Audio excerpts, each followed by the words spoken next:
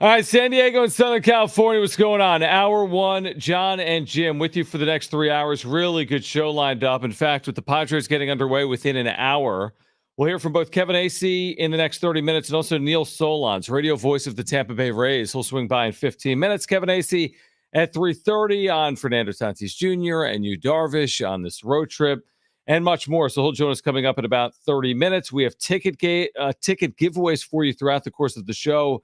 We have tickets to see Pink with Sheryl Crow Wednesday, September 11th. We'll give those tickets away this hour. So we'll start, of course, with the Padres. We'll hear from Sean Lewis. Had him on yesterday with the Coaches Show. If you missed that, you'll hear from Sean Lewis coming up in the show as well. We'll get you ready for tomorrow against Texas A&M Commerce. But today, for the Padres, trying to avoid a 3-game losing streak, facing Taj Bradley. We talked about this yesterday. Now, Taj Bradley recently hasn't been as good as he had been previously. But you look at the standings right now, the Dodgers won last night, and you're 5 games out in the division. And you know every game is going to be crucial in terms of seeding in the wild card or even staying in playoff positioning. So here it is, 3 games in Tampa, like a sneaky good team, a 500 team. See if the Padres can win this weekend series or not, beginning in about an hour. And don't take them lightly because, what is it? Was it last weekend? No, I think it might have been 2 weekends ago. When they swept Arizona? It was very recent. 2 weekends ago. Okay, 2 weekends ago, they swept the Diamondbacks. And the Diamondbacks were playing just as hot as the San Diego Padres. Maybe even better at that point. And then you look at that series with them versus the Rays, and they got swept. And so don't take this series lightly at all. Taj Bradley, while his last couple starts, he's not looked or had the same numbers like he has had earlier in the season, but I mean, Taj Bradley still got some really good stuff. He's a guy that the Padres targeted heavily at the trade deadline. I think they were trying to acquire him along with Jason Adam from the Tampa Bay Rays. So don't take this series lightly.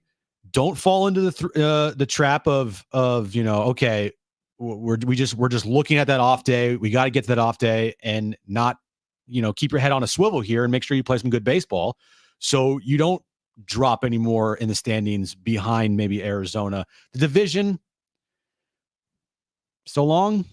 Farewell. Not so long, just unlikely. I stick by what I said yesterday. It's not so long. What does Fangraph say? We can look it up. It's not. What's it say? 2%. It's not a good percentage, John. It can't be higher than 2 or 3%. But that's not nothing. That's not nothing. Now, did you get on a plane that has a 2% chance of landing? Probably. You always like to use the plane analogy. I really do. Taj Bradley, by the way. How much was the ticket? It's free. Taj Bradley in his last 5 starts, guys, has a 7.96 ERA. And he is 0-4, and the Rays are 1-4 in his last 5 starts. So hopefully we see that Taj Bradley. Opponents have hit 314 off him in his last 5 starts. So hopefully that's the Taj Bradley that the Padres see. What's interesting is this past week in St. Louis, you had to overcome the sweltering heat, and it was just a weird series. Nobody was there. You're at Busch Stadium. You took the first 2 games. You lost the last 2 games. I guess this weekend, what you have to overcome is human nature of how many people are going to be at the Trop tonight. It's a Friday night. It's indoors. It's like a shopping mall. It's the worst stadium in the world. Probably more than that were at Busch Stadium. I don't know. It's that bad, though. There's Busch 9,000 Stadium had people. 6,000 people yesterday. True. That is true. But it's going to be the same thing as my point. It's a weird venue. You're barely ever there. When was the last time the Padres were even in Tampa? 2016. So it's been a decade almost since you've been there. They haven't won a game there since 2010. It's been a little bit. So it's just an odd, weird series. Yes, universal schedule. So you're going to play in Tampa every other year. I'm with you. Take 2 out of 3. I can't worry about the Dodgers. Take 2 out of 3. I can worry about the Diamondbacks. I can worry about where they are in the wild card standings right now. But take 2 out of 3, and all is good. Now, you lose 2 out of 3, there's going to probably be people saying, hey, what happened to the team that was 26-8 over 34 games?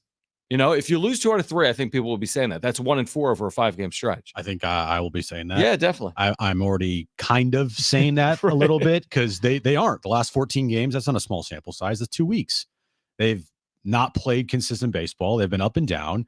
They've looked really good in stretches, and they've looked really bad in stretches. And there's been stretches where they've kind of got lucky to eke out with a win.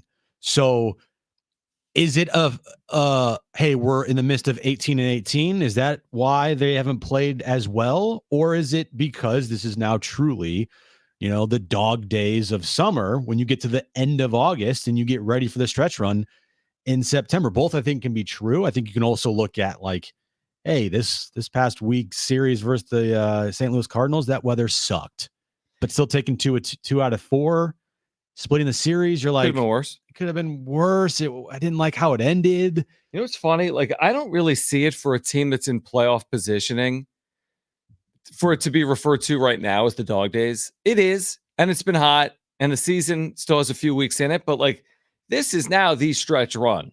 Like, how many games do they have left? Less than 30. I don't even know the number, but I think it's like 25. Or 76 and 60. 26. They have 26 games left. This isn't the dog days. I mean, if we want to wait technically till the calendar flips to September, well, it's 2 days from now. So you have 26 games left. This is not the time to sleepwalk, and they're not. They've played really well in the second half. Their August record's been good, obviously. One of the better August records in baseball. So 26 games left. If they go 13-13, they have 89 wins and they're in the postseason. So, but I think people want to see more than that, because if they go 13-13, that means they're 20. Do I have this right?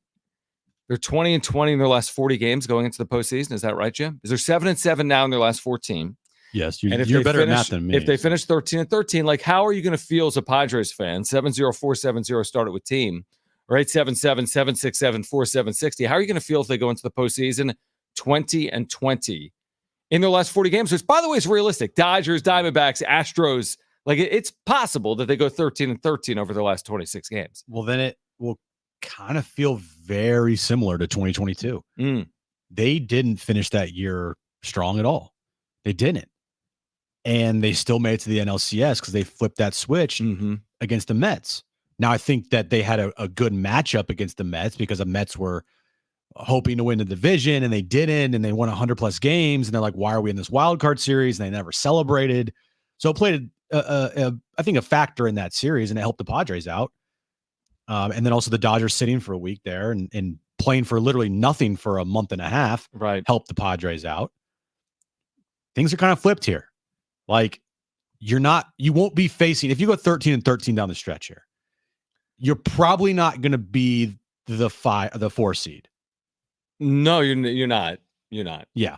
And that would mean you're going on the road to probably Arizona. Yeah. Depends on what Atlanta or LA. does. And if Atlanta gets a little hot here, you could be then the 6th seed and you could be going to Milwaukee. Or Philadelphia or Los Angeles. Those teams are all within like a game and a half of each other right now, aren't they? Philadelphia, Milwaukee, LA, 2 games of each other. So LA right now is the 1 seed.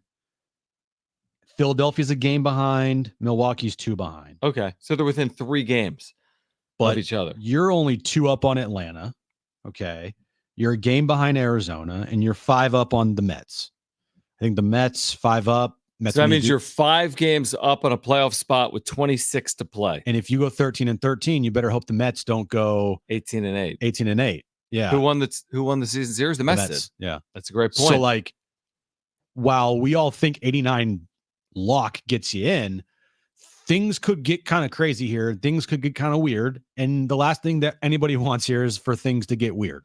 Well, you're right. Okay, so this is what Fangraph says. I said maybe, a 2%? I think I said 5 minutes ago they had a 2% chance to win the division. Just in my head, right? You're 5 games out with 26 to play. Fangraphs actually gives them a better chance, 5.5% chance, 1-20. Fangraphs gives them a 94.7% chance of making the postseason. 19-20 is what Fangraph says for the Padres. So still in good shape to make the postseason, obviously. But to Jim's point, you mess around, so to speak, and you're the 6th seed. You go 13. I say messing around. You go 13-13, and there's a very good scenario. It's probably likely you're the 6th seed if you go 13-13, because between Atlanta, even the Mets, if someone takes off, then you're going to be the 6th seed potentially in the National League. All right, Neil Solondz is the radio voice of the Tampa Bay Rays. He's going to join us on the other side because this game starts within an hour. So we'll catch up with Neil Solondz, longtime friend. I've told you before, I worked in minor league baseball. I worked with Neil for a number of years. He was with the Durham Bulls. So Neil Solondz will join us on the other side, voice of the Tampa Bay Rays. Kevin Acee, the latest on Fernando Tatis Jr., Yu Darvish, and the Padres as they get set for a series with the Rays here this afternoon. He'll join us coming up at 3:30. Stay with us on Jon and Jim.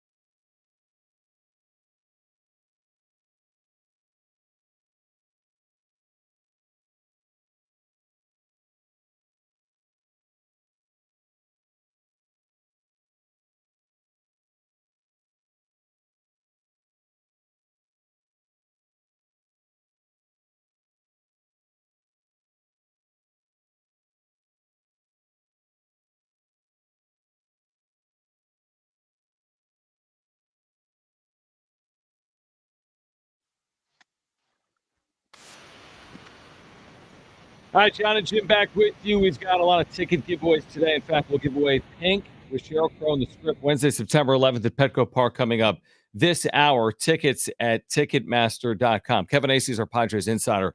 He'll join us in 15 minutes. We caught up with Neil Solondz a few hours ago as he's the radio voice of the Tampa Bay Rays. We started the conversation by asking him if he was surprised by all the activity of the Rays at the deadline. They had a series of moves. They were actually playing really good baseball heading into the deadline. Was he surprised? I thought it made a lot of sense. I think in the fact that the Rays still, for the entire season, have been no more than 5 games below 500 and never more than 3 games above 500. So they really, even though they were playing better, they've been in the middle. And I think the way things were going at the deadline, at least it was projected that even the last wild card team might win 90 games. So if you're a 500-ish team and you're trying to win 90 games, you almost have to play 700 ball over the last 2 months to get in. Was that doable? Yes. But I think it was – I think that the feeling was the Rays were in a similar path to, let's say, the 2014 to 18 period. They made the playoffs 4 out of 6 years from 2008 to 2013. And then they didn't make the postseason from 14 to 18. And I think the feeling was with the market the way it was, there was a chance to react now and limit the potential lull if you don't get in this year, while also giving yourselves still a chance to get in.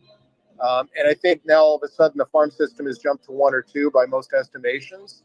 And I think that and the fact that they're going to be probably a much deeper team next year and the years beyond made it make a whole lot of sense. What is that like secret sauce with the Rays organization that makes them competitors every single year, and they always bring up this talent that gets them to a level where they're always competing for a playoff spot? I think a big part of it is just good players. I mean, I don't like to oversimplify it, but I think they find players that fit their system. They tell them the types of things that I think they need to hear. I think so much in the game now is focused on what a player can't do. And the Rays, as a group, focus on what a player can do. You know, Jason Adams, a perfect example, is now at San Diego. When the Rays acquired Jason Adams, they said, here's why we like you, and here's why we think you're going to be successful for us. And we just want you to be more aggressive in the strike zone early in the count.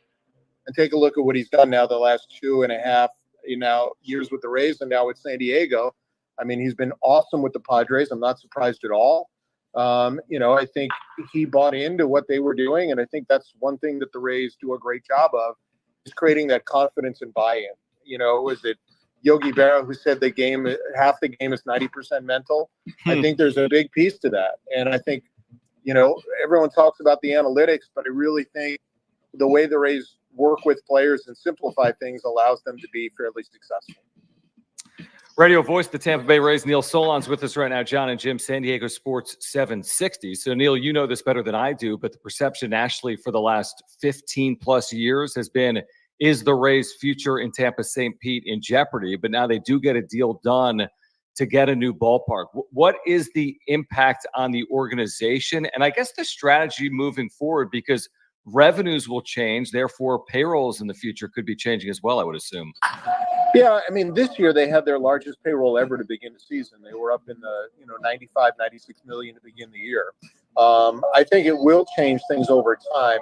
I think probably where it impacts things, it allows them to keep certain players longer. Or if they sign a free agent who works out, let's say Travis d'Arnaud.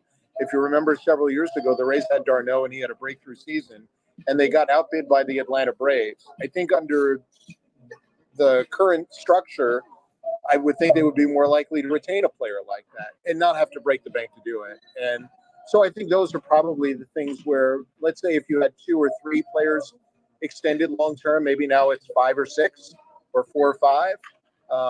And I think so it allows you to keep your core in place longer. But I think still they're going to have to be smart. I mean, you're not going to jump to the levels of Boston and New York in terms of payroll, or the Dodgers for that matter. But you're going to be able to be smarter about it. And hopefully over time, things continue to grow and evolve. And, I think if I always have thought, boy, if they could have just kept X player for an extra year or two, how could it have changed the calculus going forward? And I think it should only help because I think the people they have are incredibly smart about how to go about things and trust the players. And I think having some continuity also can be beneficial. The Rays starter tonight, Taj Bradley. Padres actually were trying to acquire him at the deadline. Has he slowed down a little bit in the second half here after having a really good first half of the season? I don't know if it slowed down. I mean, he had a 9-start stretch where he gave up a total of 5 earned runs. I just think it's hard for a guy who's only 23 years of age to maintain a level that high. I think I have to remember that this is really his first full season in the major leagues. And there's going to be bumps in the road. There's going to be growth, but you're also not going to see a totally what I will call linear uptick in how you perform. And I think he had really probably a 2 or 3 start stretch where things weren't as good. The last 2 have been better. I think he was charged with 6 runs, 5 earned his last time out in 6 against the Dodgers. But I thought he pitched much better than the line score, and there were a couple plays not made behind him. Probably could have been another error or 2 charged in there that kind of spiked what the numbers were, and he gave them a chance to win, and they eventually won that game. I think San Diego's a very difficult lineup to navigate too, so I'm kind of curious how he goes about it. But I think the stuff is still as good as it's been. It seems like whenever he makes a mistake, he gets clipped for a 2 or 3 run homer lately. And, there are going to be stretches where you make a mistake and it doesn't get hit. And we'll see if maybe tonight is one of those nights. What did you think, Neil, of the return for Jason Adam? We were just touching on, the success he's had, obviously, the last couple of years, and certainly here in San Diego in the short term. But Dylan Lesko, part of that deal, a promising pitching prospect, didn't necessarily have the numbers in the Padres organization, but of course they loved him and his makeup. And then Homer Bush Jr. is coming over. They got a young catching prospect in that deal. What do you think of that return and the impact it could have on Tampa moving forward? I kind of trust in this front office that when they make deals, by and large, they're going to make them a win on both sides. And I want to see Jason succeed because, he's a tremendous clubhouse guy. He's a tremendous person. He was an easy guy to like, and I'll get to see him here in a little bit. I think that if I asked a lot of our front office guys, and they really were high on the 3 players they got and thought it was a really solid return. And I think they almost have to look at it.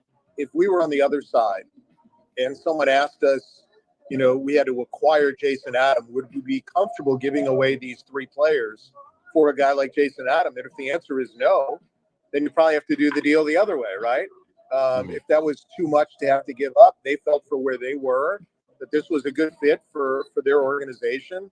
And I would trust that a guy like Dylan Lesko is going to turn into a big leaguer some point down the road, whether it's a starter or as a reliever. We'll see how they develop his pitches, but there's first-round talent, and, talent is not easy to acquire, especially, we look at the current, maybe long-term things will change, but you're still not competing for, let's say, a Juan Soto or an Alex Bregman in the free agent market, or players of that ilk on the pitching side too. If Blake Snell were to go back out in the free agency this offseason, Rays aren't going to sign a guy like that. So they need to make sure that when they do move on from someone and they do trade someone, that they're getting value in return that they really feel confident in. What do you make of the Padres season so far for the disappointing season last year? And what do you think their chances are to make a real run here to, World Series? We'll get a better view this weekend, but from afar, I think they could be one of the teams that beat the National League, and I really feel that way. And I say that because the Dodgers really don't know when Tyler Glasnow is going to come back and how good he'll be. And, Yamamoto would be his first postseason in the States. And I think this is probably a group that's a little more battle-tested. And the thing that stands out to me is how good their bullpen is, how much swing and miss they have in the bullpen. I tend to believe that, there are some teams that are built for 162 games because the depth they have. But I think some teams are built because they have young stars and in the postseason. And I think there are some young stars position player-wise for San Diego. I'm anxious to see Merrill this weekend, but you also have Machado, and you're going to get Kim back, who I think can really be a difference maker with them in a lot of ways defensively, running the bases, etc. But I just love the swing and miss. Their bullpen players to Adam, to Tanner Scott, to Estrada, there's a lot of swing and miss there. There's a lot of strikeout. And when you have that in the postseason and you're really able to match up properly, I think it makes you a dangerous club. Neil Solondz, radio voice of the Tampa Bay Rays. Padres will be there this weekend for a 3-game set. Neil, great catching up. Appreciate the insight, and let's do it again soon, all right? Sounds good. Great to chat with you. Thanks again. All right, so, again, Neil Solondz, who I worked with in the International League when he was in Durham, is now the voice of the Tampa Bay Rays, and now I work with you. You say that every time. Every time but now we call it have San Diego State games. every time we have like a national Anyone that's like- broadcaster yeah. or voice of whatever. Right. I They're always like- blame you. They're like, man, Like, what happened John, to me?" what's going on? Oh, I'm working with this guy over Yeah, here. that's all good. It's all good. Yeah. Good to catch up with you. You're welcome, by the way. Yeah, thanks. For what? I don't know. All right, let's catch up with Kevin Acee on the other side, our Padres insider. Let's get updates on Fernando Tatis Jr. and Yu Darvish. When will they be back for the Padres as San Diego gets set for Tampa Bay in about 30 minutes from South Florida? Is Tampa South Florida? Kind of. It's from Florida. Jim knows. Yeah, Tampa, St. Pete area. You're asking the guy that has no idea. You have no clue. Yeah. It's Kevin south Acee, enough. It's south of Georgia. Kevin Acee will join us next on Jon and Jim.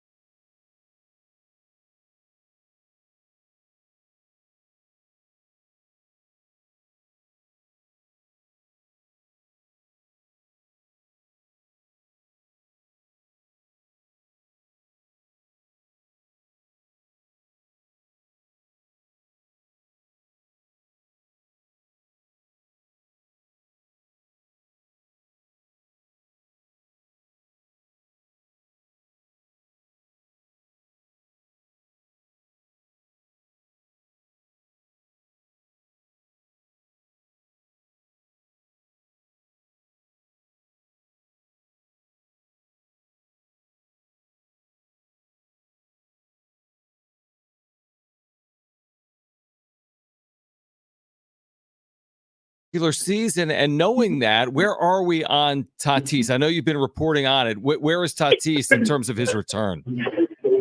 Taking some more swings today against pitchers. It's pretty aggressive. I really would be really surprised if he's not back next homestand. So, okay. So the start of next homestand. Well, what about Darvish? Darvish is probably maybe a little longer than that. Would you expect? Yeah, he'll pitch tonight, go 4 innings. Now, how many pitches is that? What does that look like? Well, that's up to the Padres, since it's kind of like a simulated, it's a minor league, like intra-squad game, but they get to decide, you get 5 outs in an inning because he got, guys out on 4 pitches. Does he get only 2 outs in an inning because it took too many to get through? They get to decide that. That's why he's doing this, and then go from there. But I would think, I don't have clarity on that one, but that I would think that he's going to need at least another start. So 4 innings, again, man, pretty aggressive for a guy who just came back a week ago. Yeah, there's no question about it. Kevin Acee is with us, our Padres insider, Jon and Jim, San Diego Sports 760. Just back to Tatis briefly, Kevin, and I know you reported on this, that he may not, at the end of the day, actually go out on a rehab assignment, if we're talking about next week with the homestand back here in San Diego. What do you think the reasoning on that is? Because that's somewhat atypical, isn't it? It's not like he's been out for 2 weeks. You're talking about 60, 70, 80 days in the end. Right. And this is something that they're doing increasingly. And Xander Bogaerts went for a couple days. I think it was like 3 games. I don't need him to play a full game.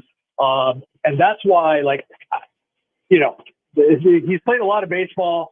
He is getting a lot of work in Arizona, and they seem to believe, no one has said for sure that he's not going out on a rehab and be able to get some time in the field, but every single person I've talked to has indicated that they're comfortable with him just doing this. And I think Tatis is ready to come back. And so then, as long as they think he's ready to come back, then at some point, and I wouldn't be surprised if it's Monday. Maybe it's Wednesday, right? Got Tuesday off.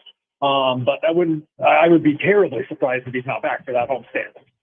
It doesn't this feel a little bit like deja vu back to 2022 when everyone's expecting Tatis to come back from injury to help the team in the stretch run, and kind of the same things happening now with Tatis returning for the stretch run here?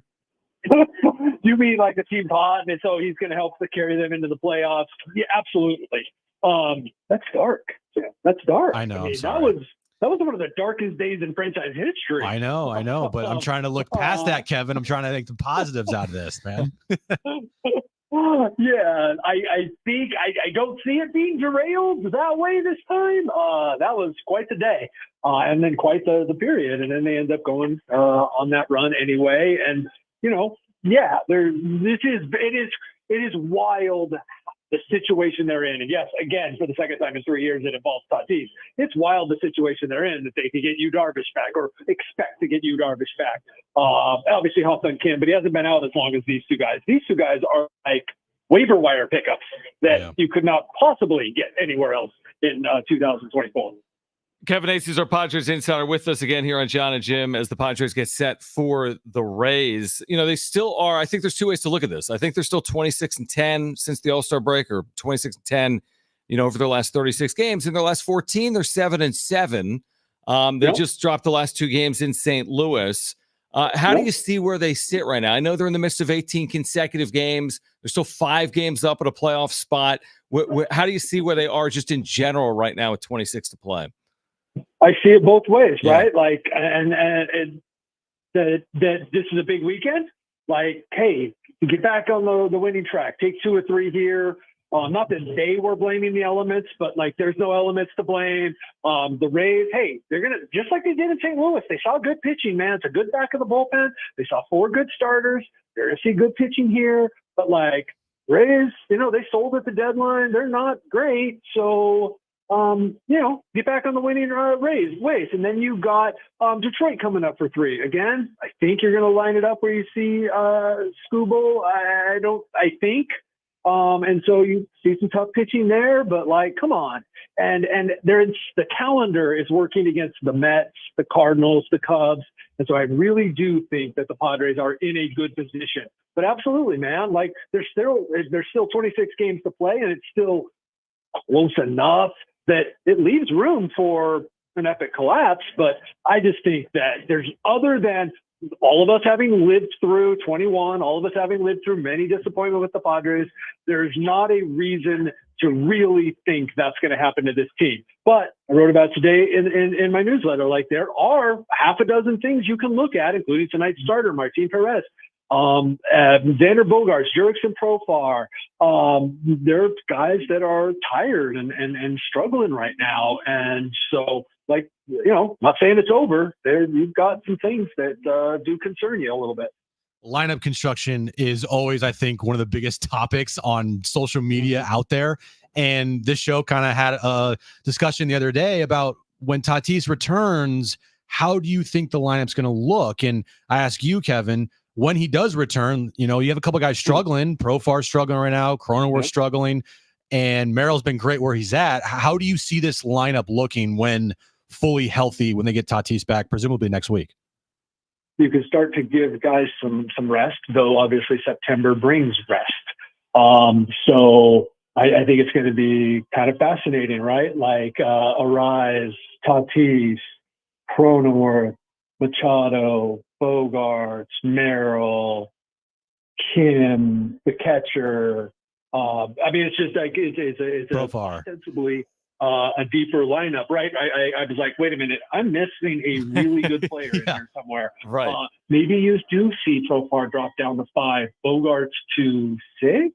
I mean, like I just wrote about right now, like Jackson Merrill at 6. Like if he weren't a rookie, I'm pretty sure he'd be higher than 6 right now. You know, though obviously 6 is working out there, but Bogaerts is struggling. I will say, I will say that, like, look, I was on the verge of saying maybe Manny should move down in June, right? And then, you know, Mike Schilt was rewarded for sticking with his guy, and he's sticking with Bogaerts right now. And, you know, we'll see. Mike has pulled the right levers before. So, yeah, it's like Mike Schilt would say, and has said, actually, it's a great problem to have. But I don't think there's any, like, downside to it, but I am fascinated because there is no doubt. As a matter of fact, I quoted him the other day saying it. Jurickson Profar's tired. Now, he also believes that he is coming through it because he is figuring out how to play as an everyday player who is on base a lot. Like, this is like a lot more work than Jurickson Profar has ever been through. Now, Padres also kind of got, like, I'm not saying nobody else did, and everybody has to go through their own stuff, but like the end of August is always the toughest part on players, veteran players. And the Padres played 18 games in a row at the end of the dog days, as they refer to them. I mean, like, this has been really hard on guys like Profar, Machado, Bogaerts, Arise. So September will be good for them, regardless of where everybody is. We have a theory on the Tuesday off day. I don't know if if you have the exact answer. Our theory is the union says you can't play more than 20 and 20, or maybe it's 19 games in 19 days. And even though it's just the math on it is the reason why they're off on Tuesday, to split up the number of games played in a row. Have you done any research on this? Are we right? I really should. Darn it. I really should. Isn't that fascinating to you? It's not fascinating? I've become so used to this wacky schedule that has happened, right? Recently that I dropped the ball on that one. I do believe you're right. Now, I know there are limits, and I can't remember. Yeah. I don't think it's 18, but it could be the formula of what the Padres have played 26 and 27 and all that. And then it would be whatever it is, you know, then it would be like 29 and 30 or whatever. Right. And they can't do that maybe, though. You might be right, but I'm going to look into that because I did drop the ball on that. I have just become, there's been so many more wraparounds and those types of things that have happened that I just was like, oh, okay, well, there's a weird thing in the schedule. Plus, by the way, this happens a lot early in the season in other locales. They build in a bumper deck, but that's not why this one was, obviously. So, like, this does happen all over baseball where there's a day off in the middle of a series and it's because of the possibility of weather. But obviously, that's not what they're building in San Diego in September. Yeah, it was just a weird off day that we had no answer for either. But we'll figure that out as the day goes by here. Last one for me, Kevin. Joe Musgrove has looked really good since his return. How is he feeling? It feels like he's getting stronger with every start, and this is like best case scenario for the Padres. best case scenario. I mean, like unbelievably best case scenario, right? Like based on him being on pitch limits, you could consider his first 2 starts quality starts. Like, I mean, it's just been incredible what he's done. And to your first part, which is the most important part, he says that he feels great. And that's the most important part to him too. I mean, he wants to be, maybe it's not anymore. Maybe he's like past it now. I don't know. But when I talked to him last week before this last start, like that was huge, right? Like he wants to be at his best at the end of the season, right? And figuring out kind of like his new slider and how to work that with the other pitches and all that. This is kind of like he wants to win games. Of course, that's why he's back, and he wouldn't have come back till he was ready to do that. But like this is about him helping this team when it's absolutely most important, and him starting like game 1 or game 2 of a playoff series. And right now it's about, okay, how am I feeling? How do my pitches look? And again, how am I feeling? Because that was a really scary situation. And that at the beginning of that time off, Joe didn't know for sure he was going to be able to come back this year. So it is huge, not only how he's pitching, which is like beyond best case scenario. It's that he says that he feels good and the pitches are coming out good. So these adjustments that he's made are working both ways. They're working to take the stress off of his elbow, and they're working like the pitches are working. Kevin, real quick before you go, have you covered a Padres game in Tampa? Because they haven't been there since 2016. Have you covered a game in Tampa? I have not. I had not been here since 1999 when I covered the Angels. And I was going to say, it's as bizarre of a venue as there is. I haven't been there in years, probably 8 or 9 years ago, but it's a bizarre venue, and Arizona was just swept there at the Trop. I don't know what kind of crowd they're expecting tonight. I would imagine a very small one. I mean, it's one of those venues you just have to be careful in, right? Because it's just a sleepy little building. You do, like it's you're kind of thrown off here. The lighting is bad for hitters. Yeah. The Rays are used to it. Like I said, the Rays are they've got good pitching, and that'll equalize some nights like tonight. Oz Bradley, it's a tough one. So certainly didn't mean to make it be like they should come in here and definitely win this series, but like yeah, they should if they're headed where they think they are. And I think it's a crucial point. You are absolutely correct. But I love it. I've been looking forward to this. Now, of course, I'm looking forward to it after the 4 days in St. Louis. Yeah. That was unbelievable. So to be inside is nice, but I love this ballpark. It's carpet warning track. I just love this place. It's so freaking bizarre and awful. Yeah, it really, the carpet, the roof. Bizarre and awful. And keep an eye on the roof. Obviously, balls get lost at that white roof in Tampa as well. Hey, before you say goodbye to me, I want to say thanks for taking the time, John, the night before the start of the John Schaefer era.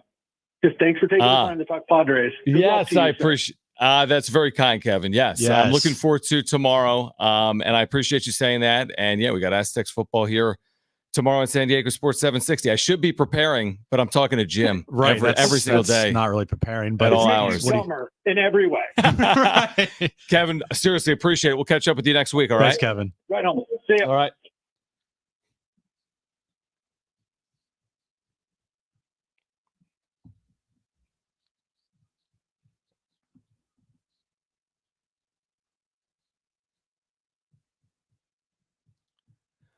All right, we have those tickets to Pink to give away on the other side. Plus, where does the Trop rank among the worst venues ever built for American sports? That's next.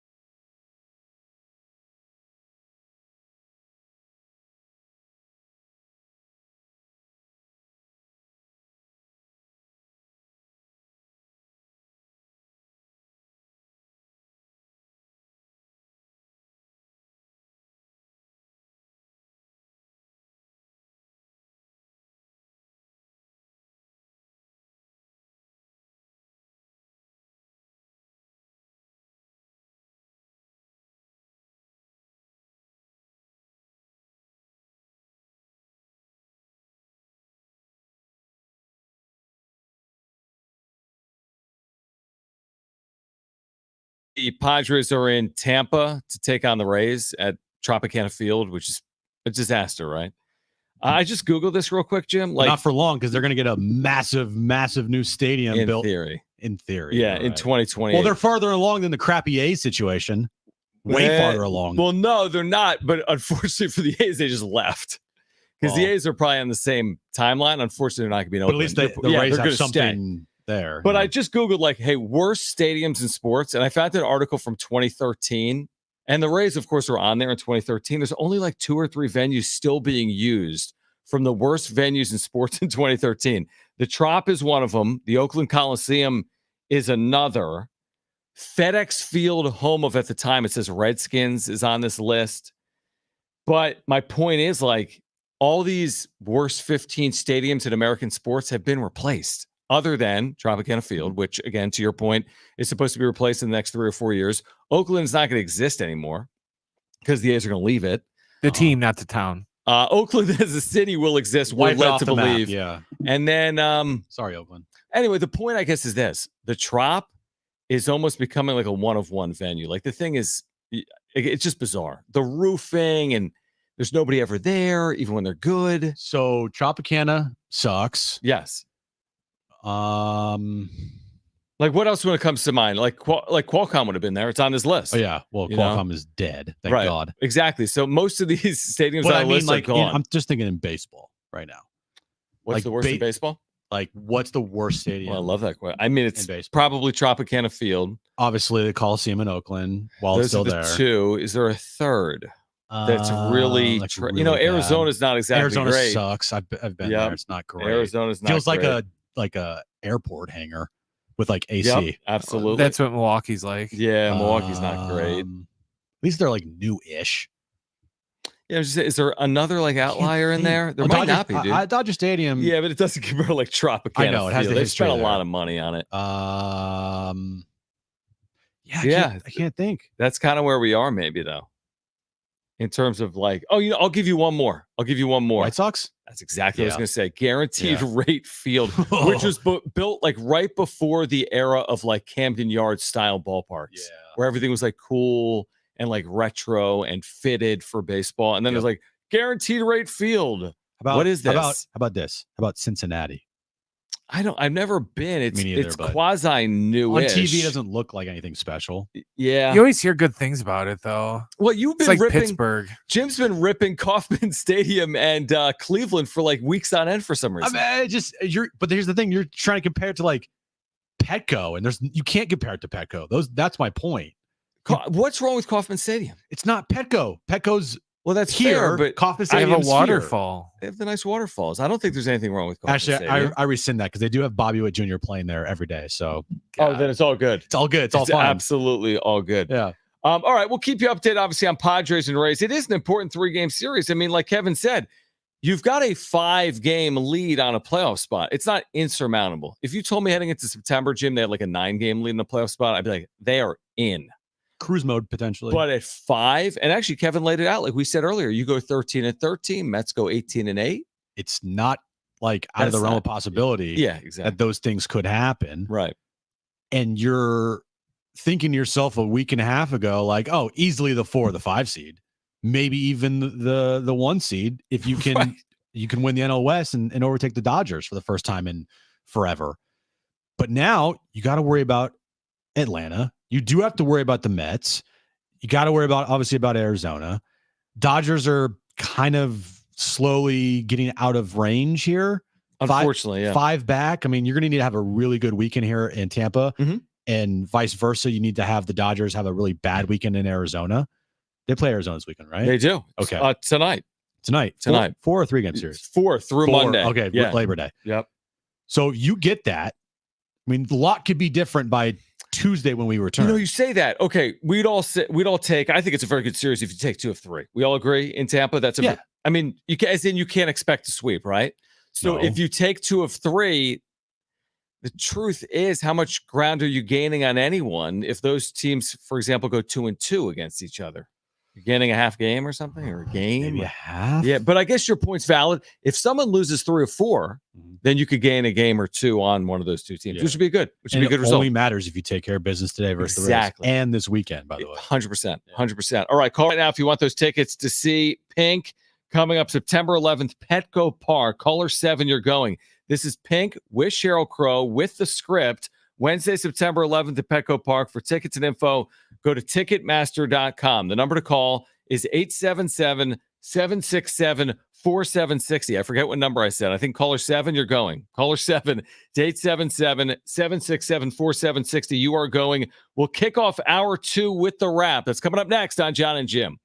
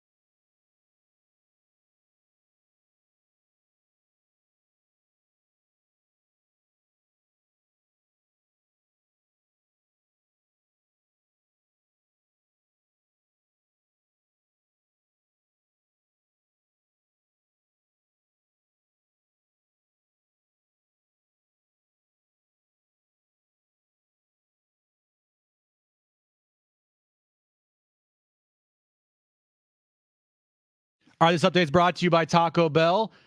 Padres and Rays underway in Tampa. Padres have a 1-0 lead in the top of the first inning thanks to a Manny Machado RBI single. And tomorrow, the 2024 Aztecs football season gets underway. The Sean Lewis era kicks off at 5 p.m. as the Aztecs take on Texas A&M Commerce. Our pregame coverage starts right here at 3 p.m. on San Diego Sports 760. The new Lux Cravings box from Taco Bell with cheesy, crunchy favorites, chips and nacho cheese sauce, and a drink for just $7. Try it today at participating Taco Bell stores for a limited time only while supplies last. Price and participation vary. Drinks exclude freezes. Taxes extra.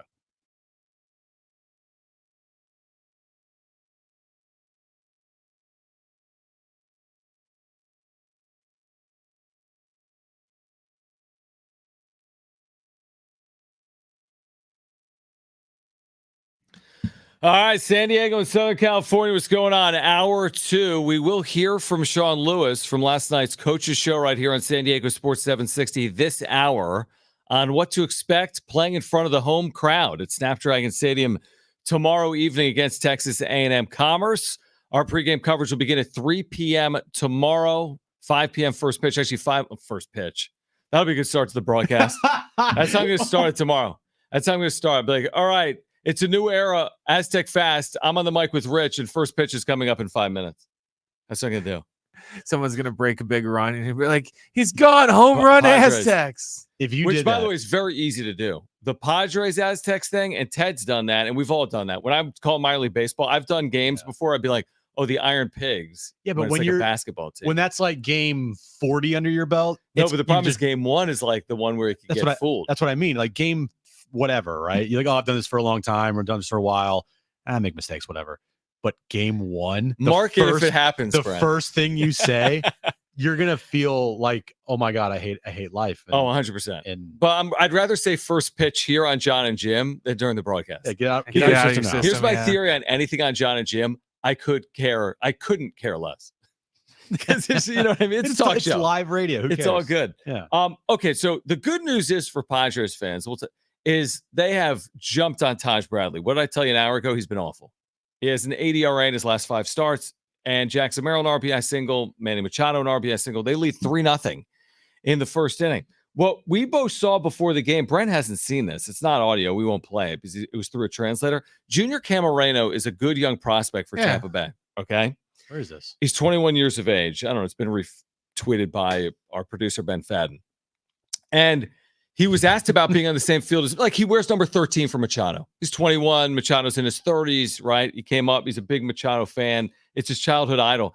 He was bawling, tears flowing down his face, bawling maybe, talking about being on the same field as Manny Machado, which is pretty cool. Wow. I did read that he hoped to do a jersey swap with Manny at some point during the series. And Manny's like, no, I'm good. I mean, I'm just watching this for the first time, and it's pretty incredible. Pretty cool. It's pretty incredible. Like, he quote, all the dreams they can come true. To have, and there's a picture out there of him when he was a little kid taking a picture with Manny when Manny was with the Orioles. That's pretty cool. Yeah, because their difference is 11 years. Yeah. So he could have been like 9 when Manny was 20 and in the big leagues. That's awesome. Yeah. Maybe Manny can hit a home run this weekend and sign and give him the ball. Yeah, exactly. And Manny actually had a really good at bat. He had a part great of this at bat. 3-run inning. A big part of this 3-run inning. And he wears number 13 for Manny. Yeah. Like, dude, pretty cool. How could you not root for that guy? That's the type of stories that, like, you love to see in baseball or any sport, really. Like, you idolize someone growing up as a kid, and then you get to that profession and you are a professional and you get to play against that player. Like, the same thing happened this past postseason with Anthony Edwards. He loves KD. KD's his favorite player. Okay. And he got to go up against him in the postseason. And he was talking about how, like, dude, I grew up watching KD and winning MVPs and going to NBA finals. And now I'm playing against him in the postseason and I'm, taking it to him a little bit here. Same thing happened with me when I saw Hartman. I'm like, this is that guy. I've heard this guy's voice for 30 years. Like, I never once Googled him. Steve? You know how radio is. Seriously, there's people you've listened to your whole life. Yeah. You don't really. Now, in this world with YouTube and with social, it's very easy to know what Jim looks like or me. We've all seen the back of Jim's head, for example. But like back in the day, you listen to, you listen to something, you don't necessarily know what they look like, and then Yeah, I you have show no up in clue. San Diego like a decade ago, and there's Steve Hartman. I'm like, Steve Hartman is just an older version of me. The one person that I felt that way about, I believe you can hear him overnights here on Fox Sports Radio, is Yeah. Ben Maller. Have you ever listened to Ben Maller? A million times. I have no clue what he looks like. I don't know if he's 7'8" or like 480 pounds. Well, he used to be like 480 pounds, and he Really? is like Let me 7'8". Google him. He lost a lot of weight, but Ben Maller. Ben Maller, yeah. National radio show host. This is what this guy looks like? And I remember when I used to work nights, I would drive home and I would hear Ben Maller. So you're so used to the voice and the style. It happens a lot. Yeah. Like earlier in, I think, like not much now, because like you said, there's YouTube and I know what these people Instagram. look- I know we- pretty much what and- everybody looks like. And a yeah. lot of these big personalities are also on television. That never happened 20 years ago. Colin Never. Cowherd wasn't on television like this. No. Dan Patrick, even 20 years ago, wasn't on television. Now all these shows Right. are nationally televised. But I don't even know what we're talking about. Junior Camarena. We're talking about Yeah, Junior Junior Camarena. Camarena. We love Junior Camarena unless he, plays tonight against the Padres, which he's not. No, he is. He's the third baseman. Yeah. So hopefully he goes 0 for 4. But other than that, then yeah. I hope he hits a rocket to third tonight and Manny picks it and makes an amazing play. And then laughs in his face. and like tells him he sucks. Yeah, exactly. It's like, you are trash. Now, if you remember, You'll never be me. if you remember a couple of days ago when the Padres lost the first of 2 games in St. Louis, they built an early lead.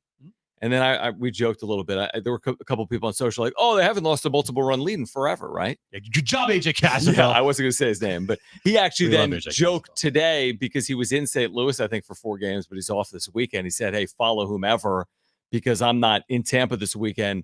And also because you think I jinxed the team based on what I said earlier in the week. Listen, a 3-run lead for the Padres, I think the point has held up a lot. We'll see if it does for Martin Perez. What's an amazing stat as well is that they acquired Perez. I didn't know what to think, Jim. I had no idea if he was even going to be their 5th starter. I thought maybe a little bit of insurance, maybe a guy that you just have around, and he's thrown a lot of innings for them.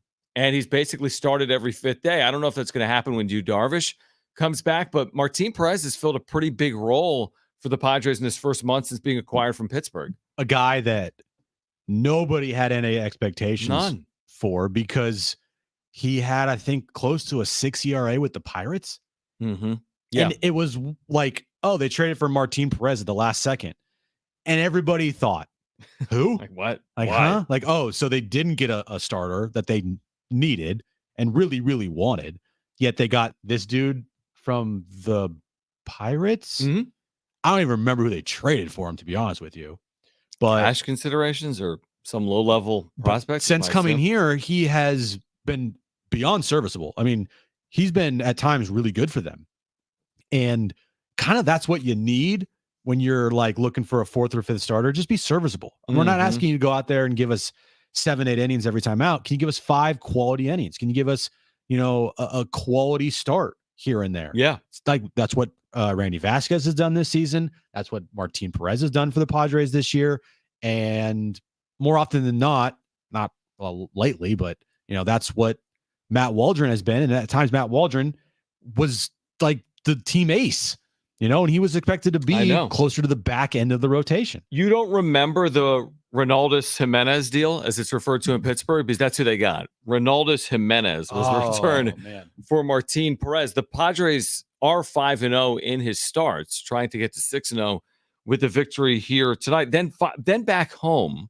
Padres homestand is what? Are we at the Naughty Barrel next Friday? We Are they home are for at a the week? Naughty Barrel next Friday as they play the Giants, John. All right, so who do they play when they get back? Oh, it's Detroit, and then it's San Francisco. Detroit, San Francisco, and then they go back on the road. I forget who. And then they come back for their final homestand where they take on, let me guess here, Houston and the White Sox. Yeah, you're right. So it's Detroit and San Francisco at home, then Seattle and San Francisco on the road. And then the final homestand of the year. That's pretty crazy, isn't it?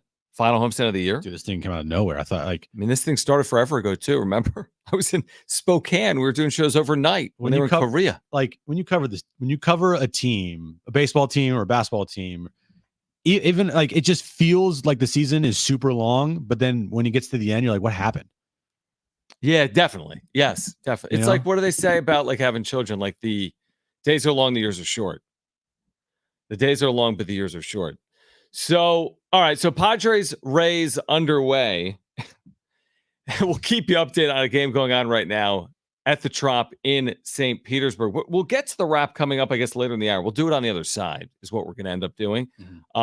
Obviously, you're gonna hear from Sean Lewis coming up later this hour as well. We're close. We're getting close, Jim. We're 25 hours out from Aztecs Lions. Did you know that? I should ask you. Did you know what Texas A&M Commerce is? You would not have known that, right? Zero. I didn't know it. Yeah, Lions. Texas A&M Zero Commerce clue. Lions. Yeah. We're getting close. I'm excited. You're going to be on pregame now. I thought they were the told. Commerce. I will. It will be me and Fletch starting at 3 p.m. Mm-hmm. Go 3 to 5. Then we're tossing it to you, big boy. Excited? Yeah. Now, what do you have on Texas A&M I say Commerce? you've been scouting Well, yeah, I was going to say the what- Lions. Yeah. What do you have? well, considering this is like a last second thing, I got nothing. What do John. you think of their quarterback? Got nothing. Do you know what uniform colors they wear? Purple? This is a great game. This is a great game. All right. Their name is the Lions. Uh-huh. They're in what state? Texas? Yes. What city? I don't know. Commerce. Okay. Is that a city? Commerce? Okay. Yes. Didn't know that. What colors do they wear? Purple? Yellow? Navy and yellow. Good. Okay. That was very good. And for $1 million, do you know the name of their quarterback? You don't. No. See, if you would have looked it up, you'd be $1 million richer right now. John, I had done very little prep on I know. Texas A&M Commerce. It was like, you know that meme in like the it's like a Scared Straight episode where the kid's in like the jail cell and they're waking up the kid like, wake up, wake up. Yeah, I've used it a lot. Yeah. That's how I feel today with like, Jim, you're doing pregame. You're doing pregame. Yeah, you I'm might like, be what? leaning on. I mean, Fletch is going to have that dialed in. I hope so. Obviously I'm not going to go blind in this whole thing. Do you but want notes? I have notes. I need them. Yeah, They're online. Here's what you need to. How many wins did Texas A&M Commerce have last year? One. Correct. They had one. Now their quarterback was out all of last year. He's back from an ankle, and when he started 2 years ago, they went 4-3. It's always funny listening to the opposing coach play like a really bad team from this past season. Oh, you're and saying they like hype them up as like the greatest thing ever. I'm not saying Sean Lewis did that, and we'll hear from Sean Lewis coming up in a bit here. But like last night on the coaches show, it was, got to give them a respect. They're a good football team. They have a good quarterback. Like all this No, stuff. but I think he's right. When you're coaching your first game You can't at San do that. Diego Like, I'm State. gonna roll these dudes. I mean, San Diego State's coming off a year when they went 4-8, Right, And so they they had a have lot of no turnover. room to They're- really it's not talk. like, oh well, everyone we play we expect to beat by 35 points. Yeah, they're gonna have to play well. I think that's accurate. I don't think they can just stumble into a 35-point win tomorrow. I think they'll have to play well to have a convincing win. Would be my guess. So we have it for you tomorrow. Pre-game coverage, 3 p.m. from the all-new River Park Block Party area. That's where Fletch and Jim will be tomorrow afternoon, beginning at 3 p.m. And then again, kickoff, not first pitch, but kickoff will be at 5:05. Tip Tip-off here on the don't. Aztec Radio Network. Myself and Rich Ornberger. All right, this hour we've got a giveaway for you as well. This hour we're going to give away tickets to see Train with REO Speedwagon. This is coming up Tuesday, September 10th at the North Island Credit Union Amphitheater. On the other side, we will get to the wrap. Later this hour, you will hear from Sean Lewis on playing inside of Snapdragon Stadium. We're here until 6 p.m. on Jon and Jim.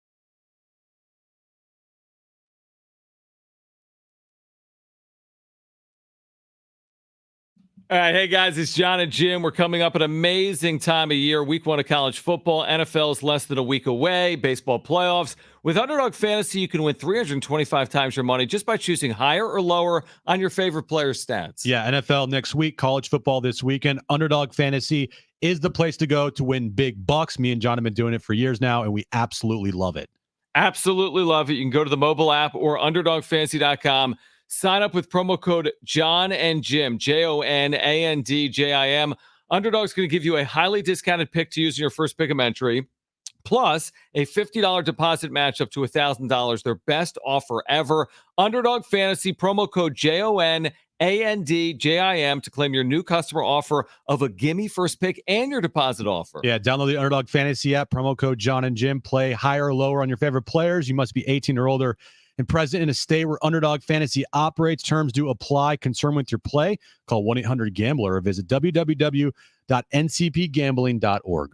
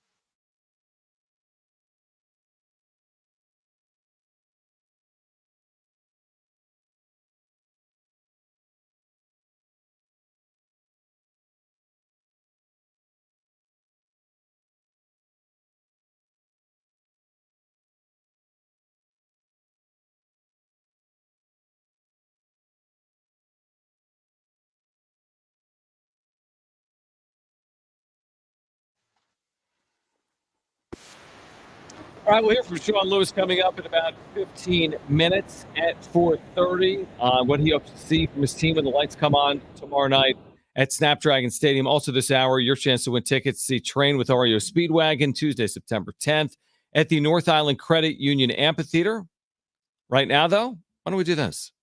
It's time for The Wrap, presented by Sombrero Mexican Food. Check out their website at sombreromex.com. How many yards will Marquez Cooper run for tomorrow in his SDSU debut? I don't know the over-under here. I'll just go 80.5, and I will take the over. I like that. I do like that a lot. I'll go over. Sorry. Let me rephrase that. 80.5 is the line in my head. I'll take higher. You'll take higher than 80.5. I'll take higher than 99.5. You know, higher or lower on Underdog Fantasy. Oh, like Underdog. I like that. Yeah. Look, when we do Underdog Fantasy, everything's higher or lower. So I'll take higher 80.5. I'll take more than 99.5. And I think he has had 15 100-yard games in his career collegiately, and I think he's looking for his 16th.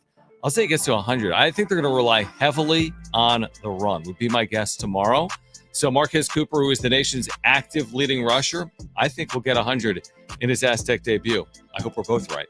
Next question. How concerned would you be if the Padres dropped the series in Tampa? I mean, I would be a little concerned, for a 3-week stretch here. We've been feeling pretty confident. Well, I've been feeling very confident. Yeah, you locked him in a while. I locked them in. I was like, postseason, I'm in. Right. I still feel that way. I still feel like it would take a pretty epic collapse here for them to not make it. And you're 5 up on the Mets, and you have a 3-0 lead today to start out. So, yeah, I mean, you get to Monday and say your lead's down to maybe 1 over Atlanta and 4 over the Mets. 4 over the Mets. Like, yeah, that's not for. That's something I'd be a little concerned for sure. Oh yeah, no. I mean, even today, like they're far from a lock. I mean, they just are mathematically. I think they're getting in. I just know mathematically they're far from a lock. So yeah, I would be concerned because if they lose 2 or 3, that means they're 1-4 over a 5-game stretch. That's not the Padres we've seen in the second half of the season. So I wouldn't be like overly concerned, but to answer the question fairly and truthfully, I would be concerned if they go 1-4 over a 5-game stretch right now. I would be. Next question. Will Colorado be a bowl eligible team this season under Dion? So they barely beat North Dakota State the other day. Last night. The remaining schedule at Nebraska, at Colorado State, home versus Baylor, at UCF, home versus Kansas State, at Arizona, home versus Cincinnati, at Texas Tech, at Utah, home versus Utah, at Kansas. I'm going to say no. Really? Yeah, I'm going to say no. Their defense is not good at all. And, I mean, if North Dakota State was moving the ball up and down the field and against you yesterday and it was tough for you to beat them, that schedule, 6 wins? I don't know. 5 maybe, 6 no. Is it kind of ironic that one of the greatest defensive backs ever has like the crappiest defenses every year? Oh, Dion? Yeah. I mean, it is interesting. Here's the thing. I think they'll win either 5 or 6 games, which is probably improvement. They won 4 games last year. I think the Big 12 is good. It's not an easy schedule, to your point. I had a point to make. I think like next week against Nebraska, like they'll probably be an underdog. Oh, yeah. You ripping on North Dakota State. North Dakota State, if they were in the Big 12, would be like probably middle of the road. Like North Dakota State's like the number 1 team in FCS. So I actually see it as a good win. Like they could have easily lost yesterday. I'll say they get to 6 wins. And they are bowl eligible. Next question. Do you think Fernando Tatis Jr. will hit 20 home runs this season? He's currently at 14. If he hit 20 home runs this year, he would have to get red hot the second he returns. I don't envision that. I'm hoping for that. For best case scenario, I'm going to say no, he doesn't get to 20. I will agree with you. So they have 26 games left. He's not playing this weekend, which means they'll have 23 games left. And that's if he returns on Monday. I find that to be a stretch, personally. I hope I'm wrong. Which means then they have 22 games left.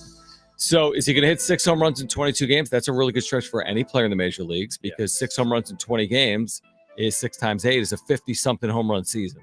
So unfortunately, I don't think he will. Now, I'd like to see him hit a few before the postseason, and hopefully he will. But 6 seems probably like too many, potentially over a final like 15-game stretch or whatever it's going to be. Yeah. But hopefully we're wrong. I would love to be wrong there because then it would be like, oh, my God, you're going into a postseason with a red-hot Tatis. He'd be red hot. Let's go. Yep. Yeah, you don't hit 6 home runs in 20 games and not be hot. Or at least, the possible threat every time up is scary for the opposing team, even if you're not hitting like 350. Did we get the full reason when we talked to Kevin? Like, was it a suitable reason? It's not his reason on why he's not going on rehab. Like the reason he was led to believe is like, well, they just do different things differently. Yeah, it's a little different, and they trust his defense. And Even if he's not 100% sprint speed, he's still fast enough. I truly believe it's because they're so close to the end of the year that they like have to get him back. Yeah, you can't afford to have a regular rehab assignment because that's probably 5 or 6 games that you potentially could miss. And instead of those 5 or 6 games that you're going to miss, why don't you just be at the big league level and give the at-bats to the Padres? Right. Is it any different? Yeah. Bogarts is 2 games, though, I think. I'm good 2 with rehab games. Give the Tatis 1. Right. Do you think it'd be any different if you still at short? To where he because would have done more your position to where a little bit just because more. he's Maybe. I don't know. I thought he'd rehab. It's been over 2 months. That's a long time and a real injury. So I thought he would rehab. But if it means he's getting back sooner and can help this team sooner, I guess that's a good thing. All right, we're going to hear from Sean Lewis on the other side, 24 and a half hours out from San Diego State's 2024 opener against Texas A&M Commerce. Also coming up this hour, again, we have tickets to give away to see Train with REO Speedwagon. This will be Tuesday, September 10th at the North Island Credit Union Amphitheater. Tickets and info at Ticketmaster.com. Again, tickets and info at Ticketmaster.com. Tickets to see Train with REO Speedwagon. We'll hear from Sean Lewis, San Diego State's first-year head coach, coming up on the other side. You're listening to Jon and Jim.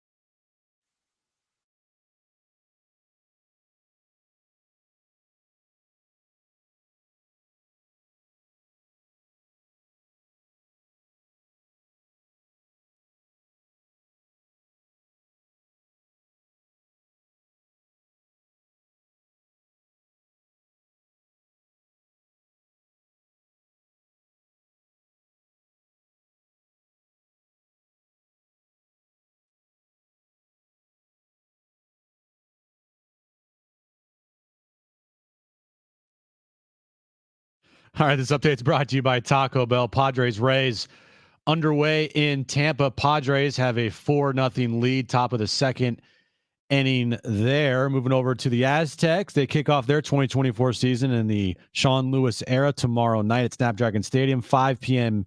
is kickoff as they take on Texas A&M Commerce. You can listen right here on San Diego Sports 760, and our pregame coverage starts at 3 p.m. with me and Fletch. The new Lux Cravings box from Taco Bell with cheesy, crunchy favorites, chips, and nacho cheese sauce, and a drink for just $7. Try it today at participating Taco Bell stores for a limited time only while supplies last. Price and participation vary. Drinks exclude freezes. Taxes extra.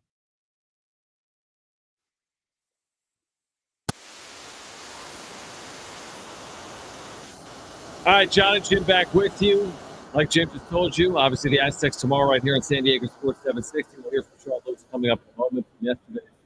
Sean Lewis show, the debut of it. You can hear it every Thursday during the season at 6 p.m. right here on San Diego Sports 760. A really good start for the Padres today against Taj Bradley, who's a really promising 23-year-old starter. Well, he's been really hit hard through 2 innings to the point of a 7-run start for the Padres. Manny Machado is homered. The Padres have scored 7 runs in the first 2 innings. And I want to say now Machado is 2 home runs away from tying the franchise mark for the Padres for career home runs. Turn on your mic. Who was the third baseman we just talked about? I can't. Oh, yeah. Junior Camarena. There is no way Manny saw that a player on the other team was like crying over Manny Machado, and Manny Machado wasn't going to do this tonight. That's the ball. He's going to get that 3-run homer. Dude, he's just red hot. He is also red hot. He's red hot. But Manny loves him some like praise. Like he loves when he's viewed as the guy. He loves to get this like adored, like, you know, oh my God, bow down to Manny Machado. And you have this dude on the other team doing that pretty much. Yeah. Manny gave a little look to Camarena there as he was rounding third base, and they just showed him on the TV. And I mean, that's pretty. I think for Manny, he's like, yeah, I'm the man. 3 home runs on the road trip. I think his lowest career batting average is in Tampa, well under 200. He split 1 million games there because of his time with Baltimore. It's the weird batter's eye. It's the weird backdrop. He has hit a 3-run home run, and there it is. He's 2 home runs shy of Nate Colbert. He has tied Adrian Gonzalez for the second most home runs in the history of the franchise. Tweet it, Darnay. He could tie it or surpass it this weekend. Could.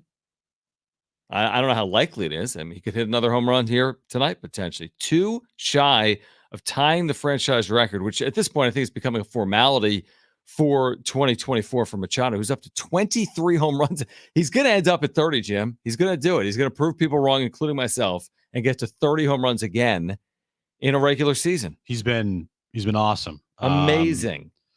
He's as Manny goes, the team goes, and what Manny's doing right now, it feels like, okay, they're whenever he's hot, they play well. Now, it hasn't happened in the last 14 games. They're 7-7, but he's been hot. I just think over the course of a period of time, you get a hot Manny Machado, you're going to win more games than you lose. That's almost a fact. Absolutely. So I was trying to look it up heading into today, what he's done since that infamous Phillies game when he called himself out in Philadelphia. Since I guess not that infamous, it's more famous than infamous. He's hit over 300 since he called himself out. He came in, Jim, with a 916 OPS since the game, and he's homered today. He's up to like a 920 OPS in 59 games. Like that's not just, nice 2 weeks.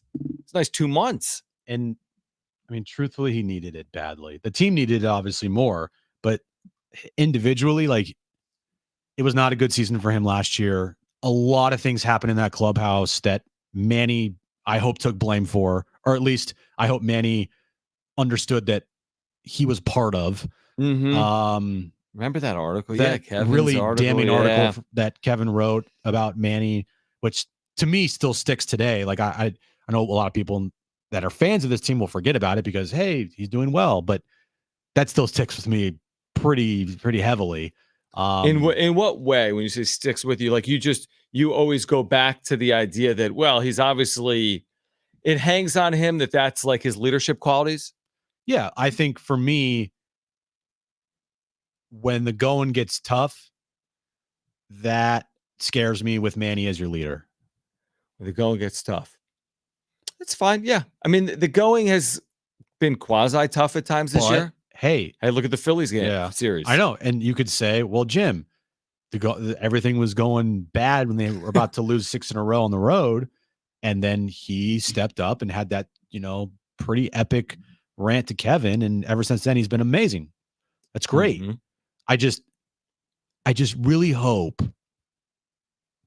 that Manny's mind set on leadership and a clubhouse and all of that change this offseason. I really hope so. I really hope that he looked himself in the mirror and was like, that was bad. Yeah, and it may have. It absolutely or maybe may he have. didn't. And maybe he's just like, yeah, whatever, because he has the biggest ego that you'll ever see in your life. And maybe, you know what? Maybe the 920 OPS for 60 games is more important than changing your mannerisms and your leadership qualities, or maybe it's not. I don't know the answer to it. I would probably bet for him it's closer to that than the other thing. Yeah, he's got to produce. His play on the field is all he cares about is play, which I kind of like. I like that selfishness, like what he said in Philadelphia. I will blow. I think his exact words were "effing elbow out." Yeah. If I have to get back to the player that I'm capable of being. And from that moment, like a snap of the fingers, he's been unbelievable. Yeah. Yeah. I mean, it's going to, that the quote that Manny had last year about, what is this, high school baseball? High school baseball, and we have 26 leaders in the team and all that stuff. I mean, it's hard to go away from that. And it's hard to that's easy. Not think about it. Unless they win. If they win, nobody will ever care. Win-win. True. We could be 7 weeks away or 8 weeks away from that never being referred to ever again in San Diego. Right. Or not. Yeah. Or not. Yeah. No, you're right. You're right. World Series, that changes everything. Way of changing things. Even getting everything. Even getting to one would be massive. As I say, the quotes last year and everything were horrible. It's an awful look for him. To his credit, in the last 50 games, like you said, he has bounced back in a massive way. And back to my original point about him needing this year, he did, because of what happened last season. And then you start to have it creep in your head. Oh my God, is Manny washed because of the first 50 plus games of the year where he did not look good? He looked really bad. And yeah, if you want to put that to his elbow, okay. But he gutted it out last year and didn't get the elbow surgery. And then it, leaked into this year, but he has been amazing on the field the last 50 plus games for this team. And the record shows for sure. 792 OPS for Machado now on the year. Padres led this game 7-0 at one point. The Rays rallying. This could be one of those nights. It's the second inning. There are 9 combined runs between the Padres and the Rays. 7-2 San Diego in the bottom of the second inning. We might see a lot of that vaunted Padres bullpen today because Martin Perez, who started today, and the Padres are 5-0 in his starts, he has thrown 40 pitches without an out being recorded in the second inning. 40. And Taj Bradley, the starter for Tampa Bay, has thrown 58 pitches through 2 innings. Well, Martin Perez has thrown 38, and he has no outs in the second. No, he's up to, he's up to like 40 pitches. So, yeah, we'll see. We'll keep you updated on that. Padres and Rays from St. Pete. All right, let's hear from Sean Lewis and react.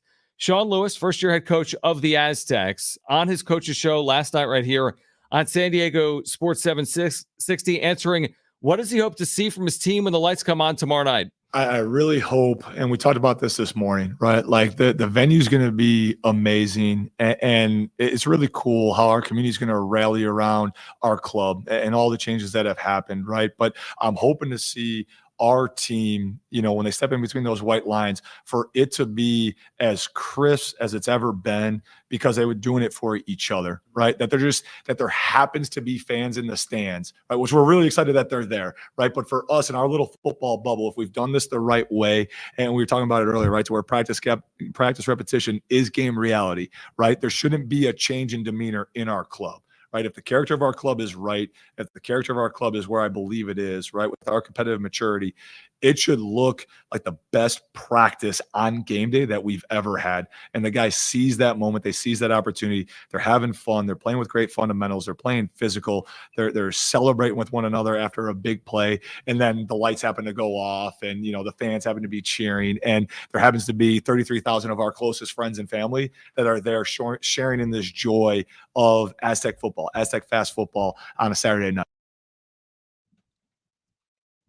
End of sentence. Sean Lewis yesterday Abrupt on end. his coach's show talking about playing fast, physical, like their best practice, essentially, because they're prepared to square off with Texas A&M Commerce tomorrow night. I think it is different when the fans get in the building and the lights go on and you're on television. Like, so you can do it, you do it in practice, and then it gets to an actual game, different opponent for the first time, all fall camp. We'll see what it looks like. Yeah, I'm fired up. I'm fired up. Like, you listen to that and you think to yourself, like, oh my God, let's go. Right. It won't look perfect. It at times might not look pretty. But what if it does? What if it does look really good?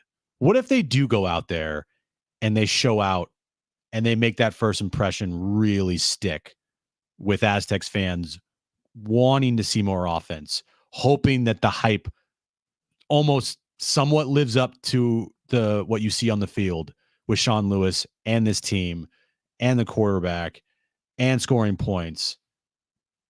I'm not going to say that's out of the realm of possibility, because it could happen.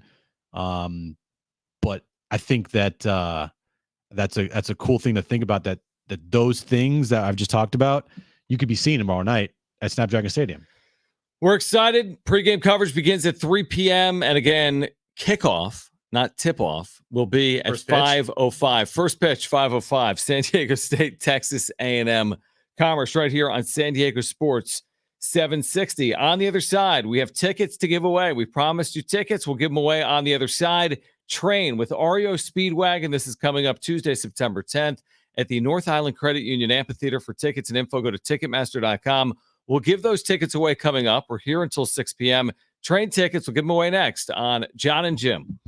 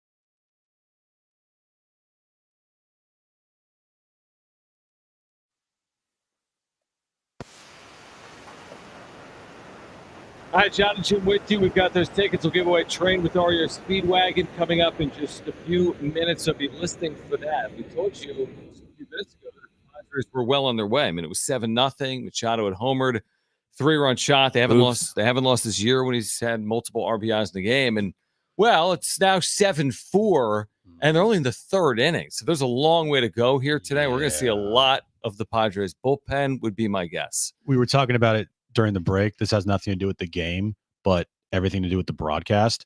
And what Apple TV Plus does, we both agree, it's better than anything Major League Baseball broadcasts do for any team, for any national broadcast. This is the best. It's by far the best. It should be the template for everybody else. Yeah, better than the Fox National, better than the ESPN local Sunday Night MLB.TV. Baseball. A million times better than that.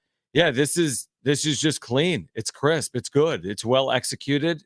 To me, it seems very successful. I don't know if Apple feels the same way or Major League Baseball, but to me, this should be and it's what Major League Baseball is doing. You have 4K. You have better camera angles. You have more access. But they don't abuse the access. They're not talking to like every fielder every half inning. No, it's not the stupid stuff that Fox does. No, it's the managers, and then a lot of pregame, like they show you interviews in game from conversations they had pregame, which I think is really well executed. It's way better to do it that way than in game. Yeah, I think so. Like in game stuff can get kind of wonky, like you can talk to somebody in the dugout and you can't focus on the game, or the player's not a good interview. And I mean, obviously they're not going to pick a guy that's going to be a bad interview, but still you get my point of, I don't know, man, whatever Apple TV does, like whoever their producers are, they need to have more of this. And I think that in the future, Major League Baseball needs to find a way to implementing whatever the hell they're doing into their broadcast. This is why I was excited. There was that brief period of time where the Pac-12 was deciding whether to sign with Apple TV or not before basically imploding. That it would have been a really cool product. I don't know what the viewership would have been like. Been way better than. And again, it's like on a Saturday, it's like you're flipping between ESPN and Fox and ABC. So okay, it's off the beaten path a little bit. But if you could execute high-level college football the way they're doing Major League Baseball and Apple TV, that to me is an amazing viewing experience. Yeah. Because a lot of times with baseball also, we're like, oh, it's so like, it just doesn't feel like new, right? It feels like, it's like old. It's baseball. This to me feels new. Like this feels modern, I guess is the word I'm looking for. Yeah. Compared to even other sports. Like this to me looks like an NFL broadcaster, even, comparable. Yeah, I think what the Padres do with Major League Baseball, I say it's a subpar broadcast. I think Don and Mudd are fantastic as announcers, but I think the overall broadcast is subpar. I just do. I think the stuff that happens on it is kind of wonky, and I think the commercials are trash, even though whatever commercials, who cares? I think just overall the little stuff they try to incorporate, I'm just like, I don't know about that. Mm-hmm. Maybe it changes going forward. Hopefully it does, but this is the gold standard for Major League Baseball broadcasts moving forward. What? You're not a fan of your baseball zen moment every commercial break? Gosh, that music. Oh, you know the jingle, dude. Yeah, why in a Padres game? They only have like 2 or 3 teams on this, like Padres.tv, right? Like Diamondbacks might be one of them. Why is it when I'm watching Padres.tv, am I seeing Mookie Betts, his 2 home run game, August 7th, 2023? Why would I be seeing that? Why not just give me, how hard would it be? They rotate through 50 moments. Why wouldn't you just rotate through 50 Padres moments? Why would I want to see Dodgers 3-run home run games? And then Joe at Saquon every single break. Too. And every time I watch it, I cringe every time when he goes in for I think he goes in for a fist bump with his buddy, and then his buddy goes in for a dap, and you're just like, oh no. And he goes in for the fist bump, and his buddy trying for the dap, and then he just grabs Joe's hand, and you're like, how did no one do a retake on that?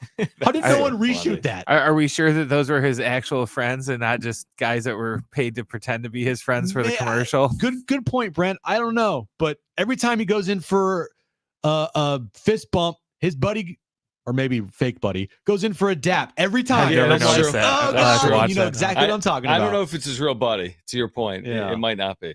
All right, so we'll keep you updated on Padres and Rays. 3-game series is underway tonight. We are less than a week away from the NFL, by the way. That's hard to believe. Less than a week away. We are into week 1 of college football. There was action last night. We could touch on that on the other side as well. The return of Dion and Colorado to prime time. What did that mean for television? We can touch on that on the other side. But we promise you this: tickets to see Train with REO Speedwagon Tuesday, September 10th at the North Island Credit Union Amphitheater. So we do have those tickets to give away. We also have a giveaway for you next hour. But if you want those tickets to see Train with REO Speedwagon, you need to be caller 5 right now, 877-767-4760. We have tickets to Train with REO Speedwagon. Caller 5, you are going. This is Tuesday, September 10th at the North Island Credit Union Amphitheater, 877-767-4760. Some notes to share as the NFL is less than a week away.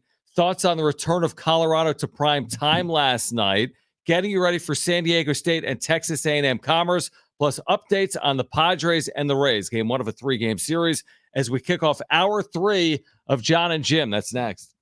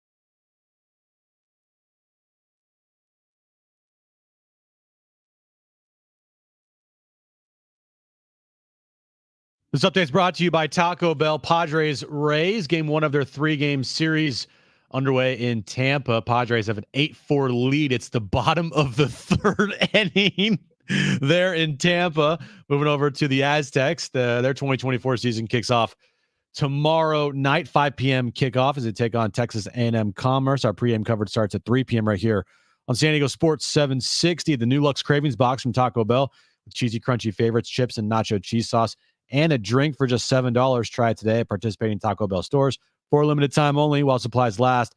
Price and participation vary. Drinks exclude freezes. Taxes extra.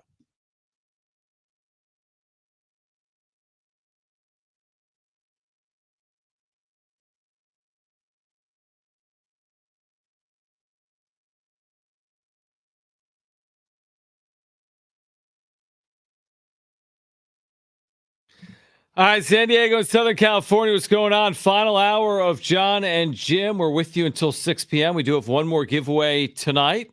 Final hour of the week for the show. We've got tickets to see Dan and Shay coming up a week from tonight.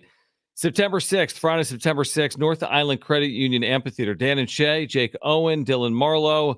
Tickets and info at Ticketmaster.com. Jim's back page is still ahead. Padres and Rays, like you said, has been, I guess, entertaining. 12 combined runs, not exactly a pitcher's duel, maybe an offensive duel. Martin Perez, Taj Bradley. Bradley's been chased, and it looks like Perez will start the 3rd inning. We'll see how long he goes tonight. 2 1/3 has been played. 2.5. 2.5 innings. Yeah. Right, hold on. Yeah. Sorry, 2.5. You're right. Yeah. 2 1/3. Like, you're an idiot. 2.5. 12 runs. Yeah, it's crazy. There's already been a home run with Manny. I think there was a 3-run shot. 3-run homer, yep. Maybe Manny will get those homers in this I game. was thinking that, actually. Then Darnay can keep tweeting. You better be ready, buddy. Your big Manny passes Nate Colbert tweet. Hey, hun, do you want to go out tonight? No, Manny's still got 2 more plate appearances before like the 5th inning. Yeah. He might hit another home run, so I have to have a tweet ready for him. Do you think Darnay's already got the tweet the tweet ready? Yeah. He's just It's waiting to probably got fire it. so many emojis and bells and whistles and exciting features. Or it will just be like, he's past Nate Colbert, yay. And then do you keep going once he's past Colbert? Like he's established a new franchise record by hitting his 166. Oh, that's a good point. We should text him that. We should ask. Hey, you can never not tweet about a Manny home run ever again. So whenever you're on vacation, like you were this past week, whenever, as long as Manny is active, yes, no matter the uniform he wears, every home bury run. Nate Colbert.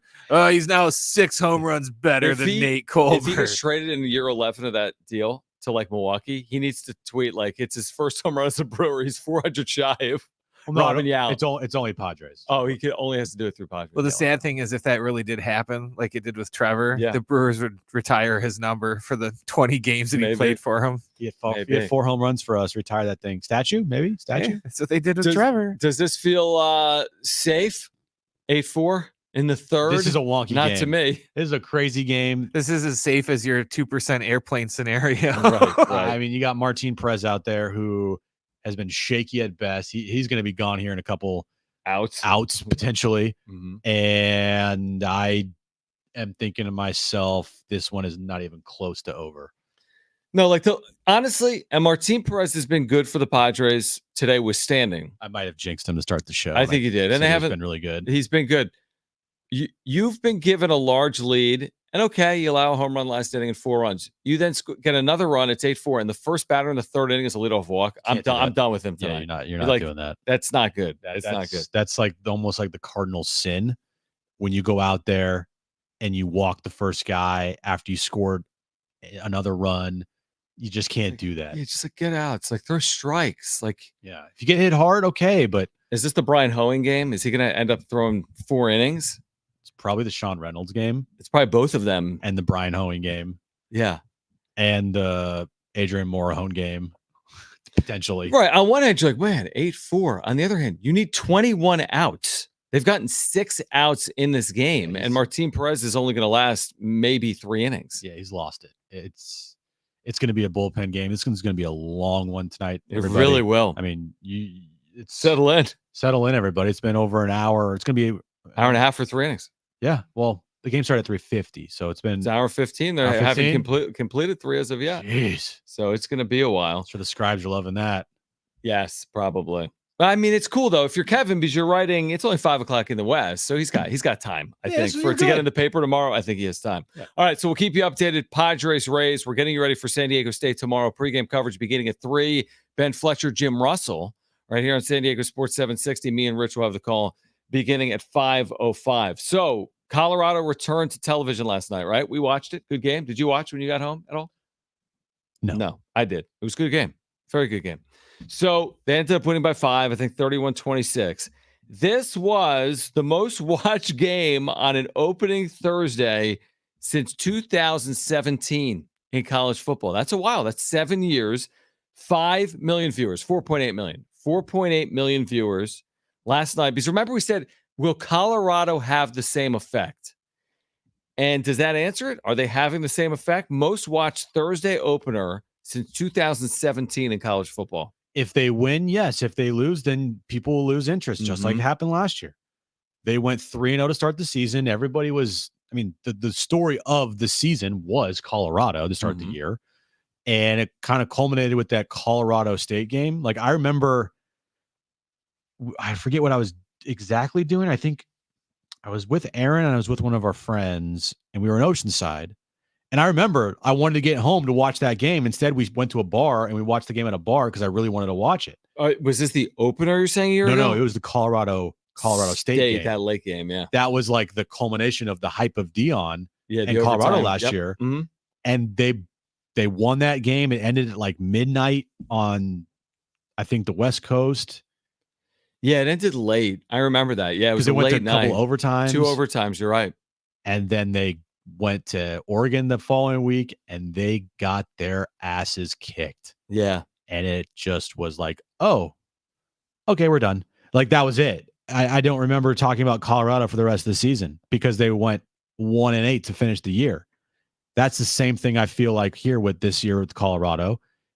If they get hot and they win, then yeah, people are going to talk about them, as they should. If they have a chance to make a bowl game and if they can bounce back and have a better season than they did last year, and if Shedeur Sanders plays like he, is maybe a Heisman hopeful, and Travis Hunter stays healthy. They're both right now Heisman front runners after one half game, of a week. But if those two guys who, if they play well, could be a first-round draft pick next year, like, yeah, people are going to watch. But if you lose and if they get injured and they don't play well, then it's going to be the same thing as last year. No one's going to talk about them.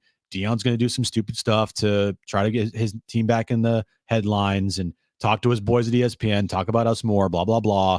And that's what's going to happen. But what's interesting is we still have to, I don't know what the right word is. You almost have to give credit to Deion Sanders for drumming up this national interest, because before Deion Sanders at Colorado, if Colorado would have played North Dakota State, it would have been on like the Pac-12 network. It wouldn't have even been on ESPN. It doesn't even exist right now. But I mean, the fact is, this game outdrew a game on Fox. That wasn't a great game. North Carolina, Minnesota, was weather delayed. It smoked that game.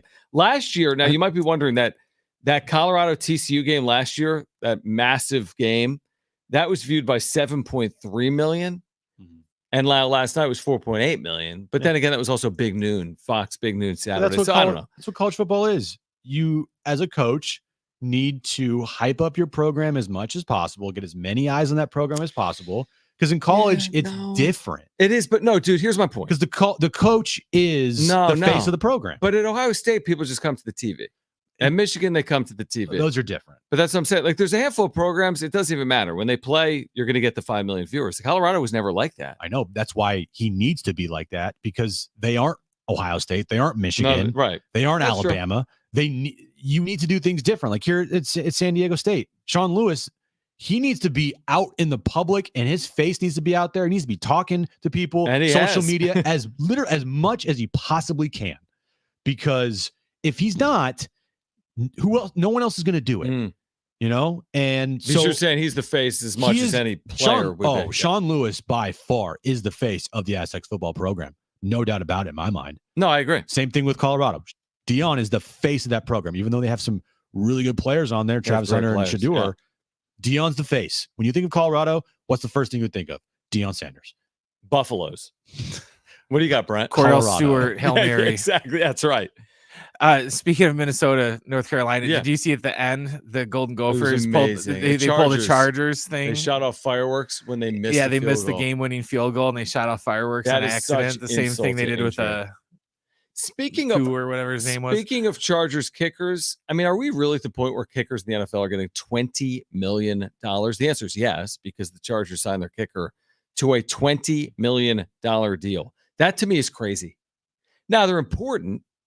It's the difference between winning and losing. Watch any game. The difference between winning and losing is kicking, but $20 million?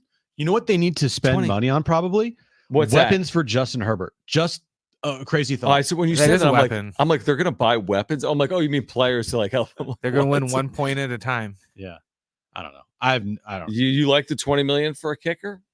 Honestly, I guess it matters if.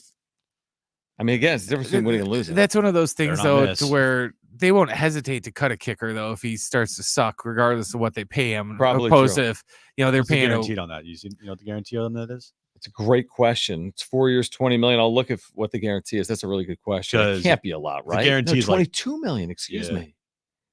12 and a half. Yeesh. Dude, man, that is a good gig. Well, it's a good gig if you can get that money. That's what I'm saying, because it's guaranteed. You don't have to tackle anyone, and you get it guaranteed. Theoretically, By and large, you're not tackling many people. You know, you're not getting hurt. The fact that their offense is going to be kind of iffy anyways, that's kind of like, going out and paying a bunch of money for a closer on a team where you're That's never not going to be in supposed to be very closing good. situations. Yeah. I mean, Eventually, they'll probably be good. You sign into a 4-year deal, and you have Jim Harbaugh. You think you're going to win in there. the one thing and the one rule with kickers: don't miss it. That's it. Yeah, exactly. I mean, you have Simple. one job. If you are on a good team, which I don't think the Chargers are going to be a good team, just make the kicks. I mean, it's ridiculous how a lot of times these good teams have a crappy kicker, and it's just like, are we really going to lose this game because our kicker sucks? Mm-hmm. Just like, do your job. You have one job, and if you can't do it, boom, gone. But the $12 million for him, to me, guaranteed. You better not miss one kick this year. That's like that's a gimme. That's Inside not 40? only a gimme, but I mean, if you're up 40-0, okay, Who cares? Yeah. but you better not miss any kick, one, and you also better not miss any important kicks. If you miss any important kicks No this year, extra points. And no extra points. you miss an important kick like a game winner, Then it's too much. oh my God, what a horrible contract. 750 yarders last year, 50 plus was a franchise record. 22.04 million, 12 and a half guaranteed. He was undrafted. So does he make more than the Chiefs guy now? He makes more than Brock Purdy. Well, yeah, That's not even close. Ouch. he's not, guess what? They just put up on the screen. But it's good for the Niners that I'm just saying, in this exact moment, that is a factual statement. Do you think Brock Purdy will take that information into his contract negotiation? Yeah. He's like, Dicker the kicker makes more than me, guys. Yeah, I know. What's going on here? I need 22.05 million now that I would love that. this kicker is making more than me. All right, we do have those tickets to give away this hour for Dan and Shay with Jake Owen and Dylan Marlowe, Friday, September 6th at the North Island Credit Union Amphitheater. We'll give those away coming up next on Jon and Jim.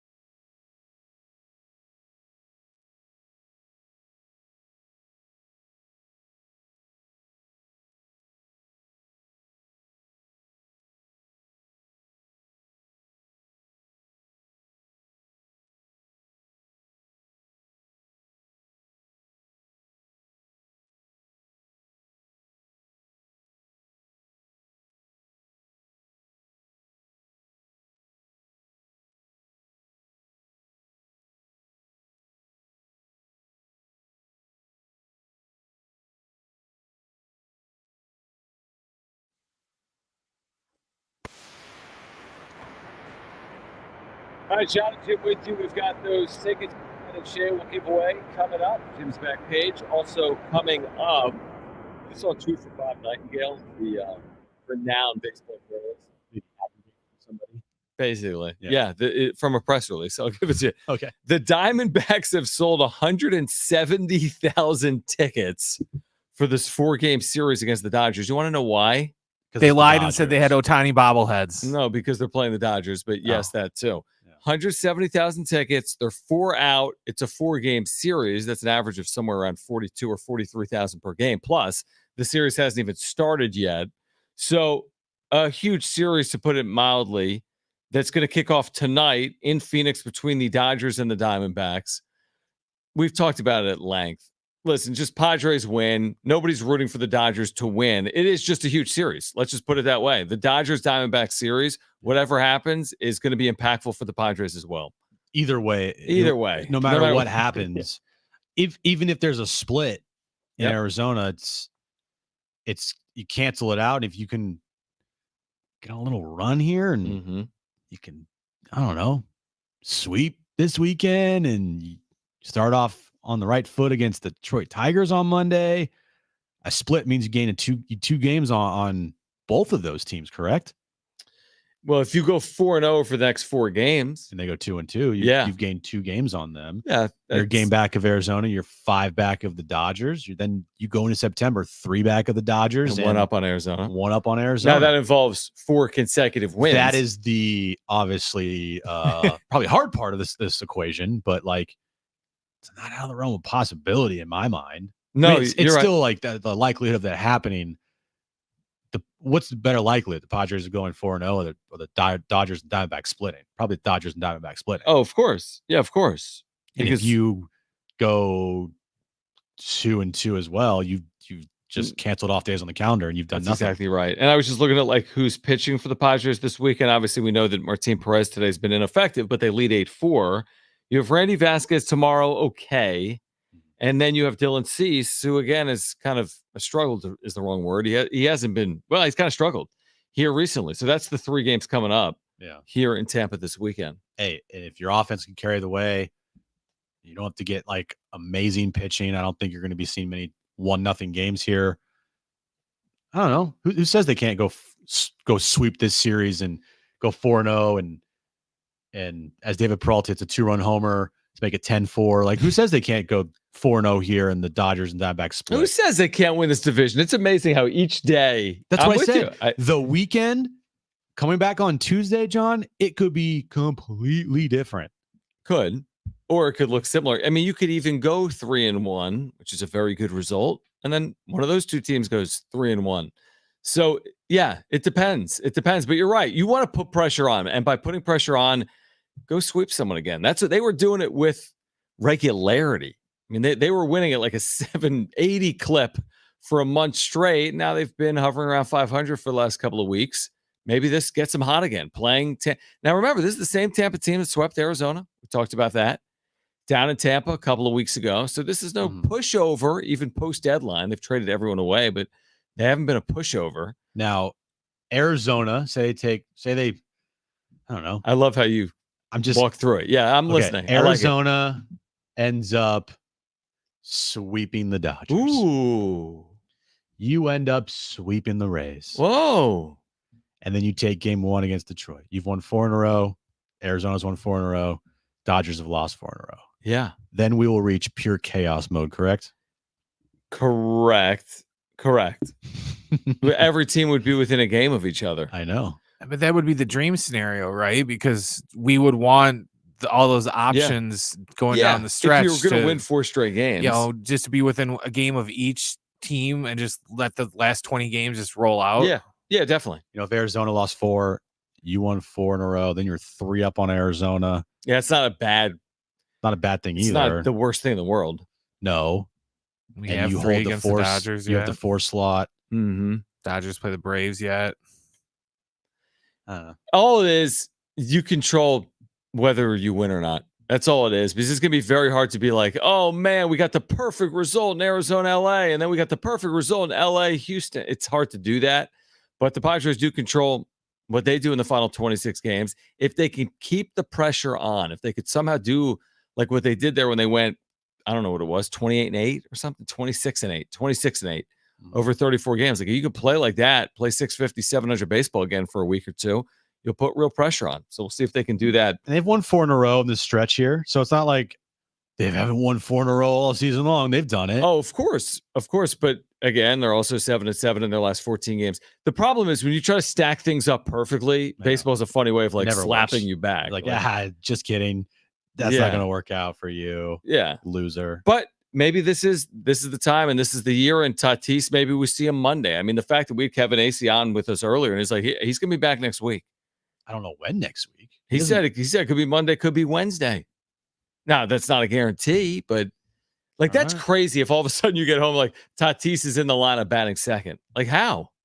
And he, by the way, we haven't even talked about it. He also had the same thought bubble of this lineup. How are they going to do it? With everybody in there? Like you might be able to give guys a little more days off because Tatis will come back. Like Profar needs a day off. Luis Ariz has a day off tonight.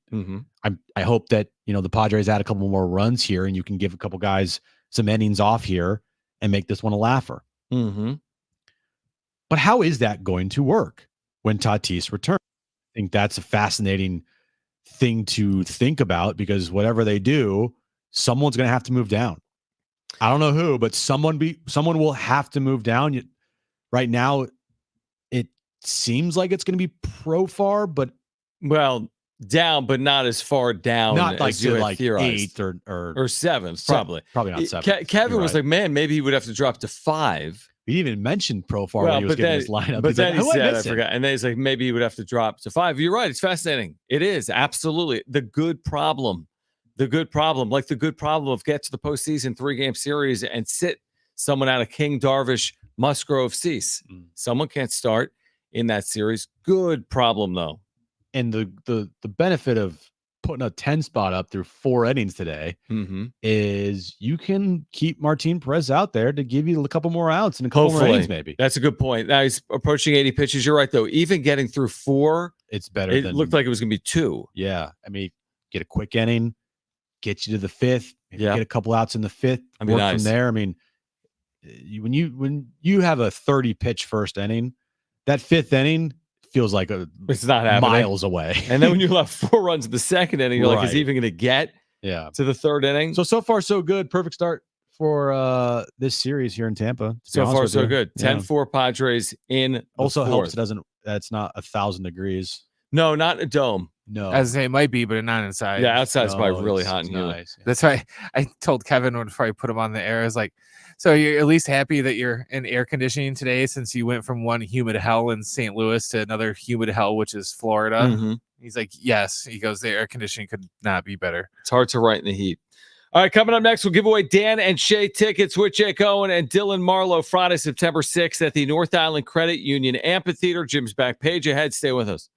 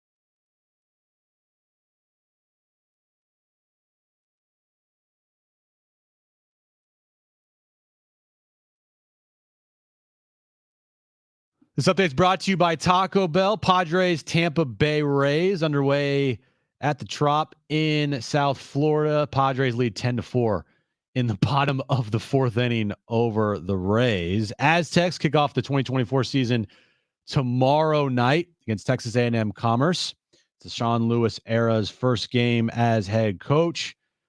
5 p.m. kickoff, 3 p.m. is when our pregame coverage starts right here on San Diego Sports 760. The new Lux Cravings box from Taco Bell with cheesy, crunchy favorites, chips and nacho cheese sauce, and a drink for just $7. Try it today at participating Taco Bell stores for a limited time only. While supplies last, price and participation vary. Drinks exclude freezes, taxes extra.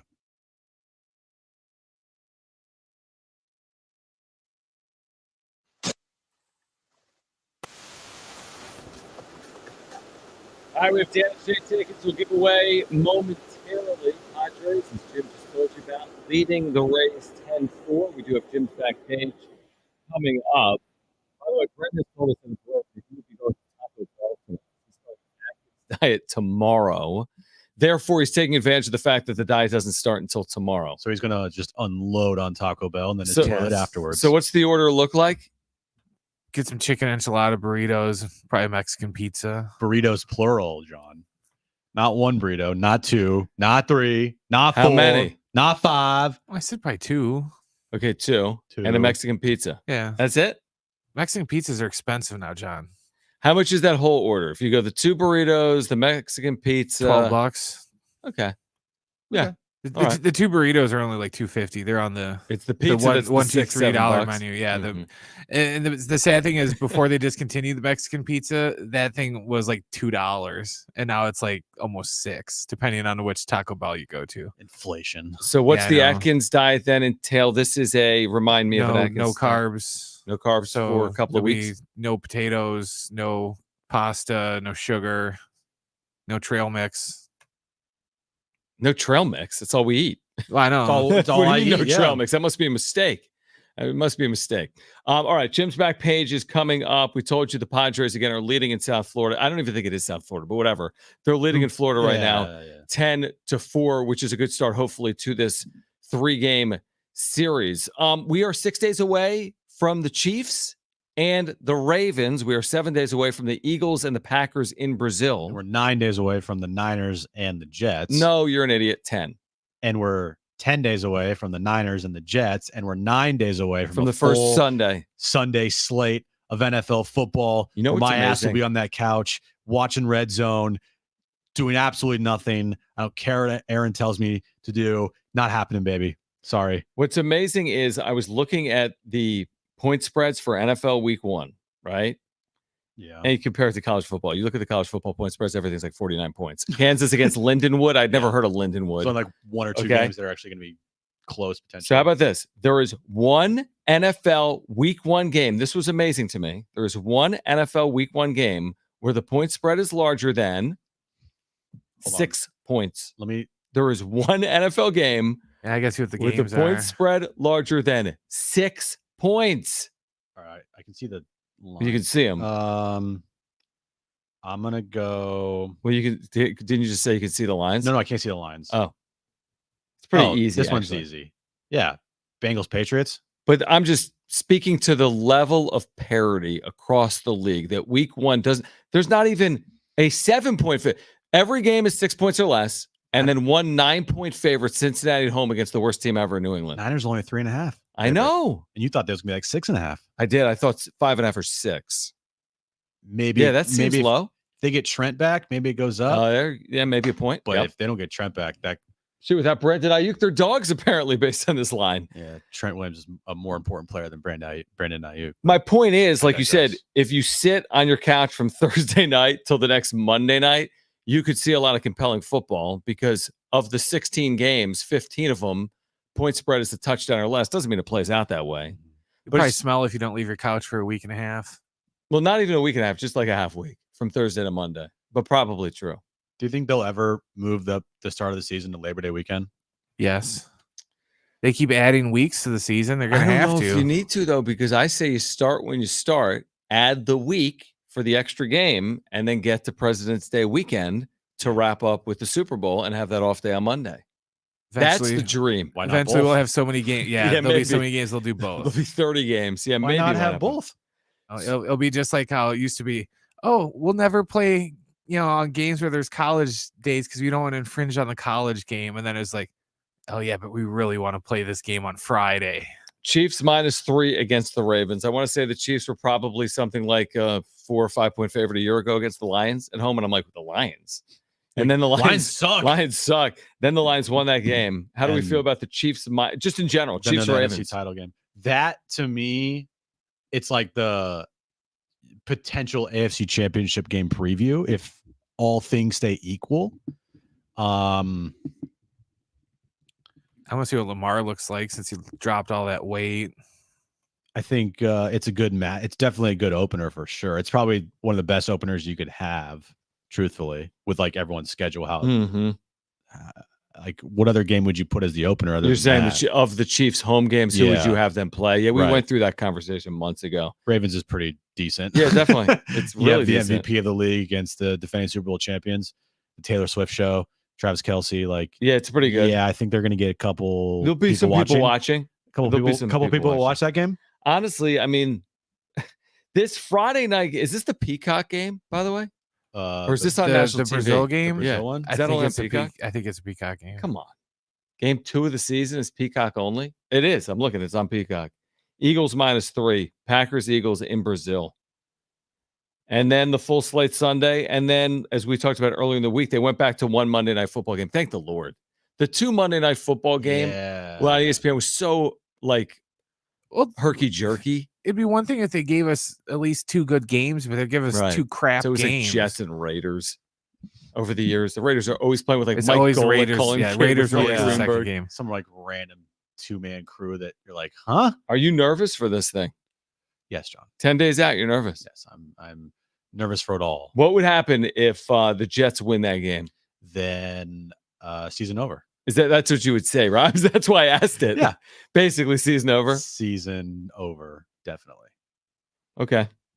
Man, I am interested because all you hear is about Aaron Rodgers, Jets. We've heard about it for 2 years. He's played 3 snaps. They better be better than 6-11 or 7-10 being on national TV more than any team in the NFL this year. Yeah, I mean, I don't, 7 of the first 8 weeks, something like that. It's something crazy. and it's in week 1 especially. It's so hard to predict. True. That's why survivor pools, like when you're Ugh. playing for millions of dollars, like Circa, Yeah, that's why you pick like the Bengals Patriots is a easy pick to move on in survivor pool, but that means you can't pick the Bengals again in the season. Right. That's exactly right. You know, I think week 1 is always difficult to figure out just because you have no tape really on like the newness of the team potentially. Like Aaron Rodgers and the Jets, you have no tape on them. And 3 plays. 3 plays. Exactly. Well, then the fact that since nobody plays in the preseason either, Good point. 80% of their starters have seen little, zero action, and now they're just going to go in there raw with, And even in the just have to get used preseason, to there's it. nothing that's like done that they use in the regular season. It's all just Yeah, it's like a great point. just random. Just get out there, run some basic stuff, and we're some gonna move on. cardio. They don't game plan in the preseason. They don't scout. They just go out there and call their plays against whatever defense they see, and that's it. They don't have any game plan that they go off of for preseason games. Sunday night, by the way. So these marquee games, right? Thursday, we've Chiefs, Ravens, doesn't get bigger. I think Friday's really intriguing. I think Packers, Eagles in Brazil. Nobody's watched the game in Brazil. That's I think intriguing. That's a really good game. Yeah. Monday night, we've obviously been talking about the Jets and the Niners, Aaron Rodgers, the Niners off a Super Bowl, and we will. Sunday Night Football, Lions, Rams from Detroit is a good game as well. Absolutely. Yeah. It's another rematch from last year's postseason. Mm-hmm. The Stafford connection that is there. I think the Rams have a chance to be a pretty good team this year, but they also are missing Aaron Donald, Hall of Fame guy. How long is he going to be out? Because he's retired. Will he be out for all year since he's retired? He'll be out forever. Okay. But a healthy Stafford, a healthy Cooper Kupp. It's like I said, they'll be missing. It's like the fallout from the quarterback decision. Like, there's no fallout. They picked a quarterback. The fallout. The Niners will be missing Joe Montana this Sunday. What's the fallout from not having Joe Montana on the team? Exactly. Oh my goodness. Oh my. All right. Well, We're a week away, actually less, 6 days away from the NFL. And again, college football week 1. You can hear it right here. San Diego Sports 760, San Diego State, Texas A&M Commerce. We're also tomorrow at 5 p.m. I mean, we're also a week out from Giants and Padres big weekend series. Oh, huge. It is. Actually, I'm not I know. kidding. It's We'll be bigger downtown. than anything in the NFL in this town. Sorry. Maybe. Depending on who you ask, maybe. Okay, call right now if you want 2 free tickets to see Dan and Shay with Jake Owen and Dylan Marlowe Friday, September 6th at the North Island Credit Union Amphitheater. Tickets, info, Ticketmaster.com. First caller to 877-767-4760 is going to see Dan and Shay with Jake Owen and Dylan Marlowe Friday, September 6th at the North Island Credit Union Amphitheater. Again, the number to call right now, 877-767-4760. Call right now. First caller has Dan and Shay tickets, updates from Tampa, Padres and Rays, plus Jim's back page that's coming next on Jon and Jim.